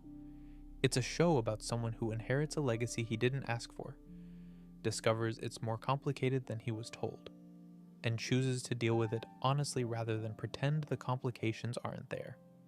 It's about a civilization that spent tens of thousands of years building systems that protected some people and hurt others, and about what it looks like to start dismantling those systems. How slow it is. How imperfect. How the people doing the dismantling still carry the damage from having been inside them. It's about the specific thing that happens when you've been the person everyone else relies on for so long that you forget you're allowed to need things too. It also has some very good bits about a tiny green alien learning to enjoy watching television, and a grumpy octopus who plays the clarinet, and a man whose last name is Universe because he thought it would sound better for a touring musician. The show holds all of this, the genuinely serious and the completely ridiculous, without either undercutting the other. That balance is what I find myself missing when I'm away from it for a while. The way it can make you care about an alien who waited in a garden for 6,000 years, and then 5 minutes later make you laugh about Peridot's extremely strong opinions about a Canadian soap opera. If there's something in all of this you'd like to go deeper on, the music, the movie, any of the crystal gems individually, the lore of the Gem Empire, Steven Universe future as its own full piece, there's more planned. And if you made it to the end of this one, or if you're only half awake and the words have gone more texture than meaning, good. That's the point. Sleep well. One thing I'd add sitting with it now, Steven Universe is genuinely one of the better things to have on when you can't sleep. Not because it's dull, but because it has the quality of a place you've been before. The crystal temple on the cliff. The sound of the ocean that's always just slightly off screen. Greg's van in the parking lot of the car wash, and the light from inside it warm through the curtains. Onion standing somewhere he probably shouldn't be, watching things. The boardwalk in the evening with the Ferris wheel still going. It's a place that's been built carefully enough that returning to it feels like returning rather than arriving. The characters are familiar in the specific way that fictional characters can become familiar when a show has spent enough time letting you know them, not just their circumstances. You know what Pearl sounds like when she's trying not to be upset. You know how Amethyst moves when she's genuinely excited, rather than performing excitement. You know the specific timbre of Greg's voice when he's talking to his son versus when he's talking to anyone else. These are small accumulations built across hours of television, and they make the show feel inhabited in a way that makes inhabiting it yourself, even just as a listener, a particular kind of restful. That's worth something, I think, at whatever time of night this is for you. A world that feels real, populated by people worth caring about, resolving itself toward something like, okay, sleep well.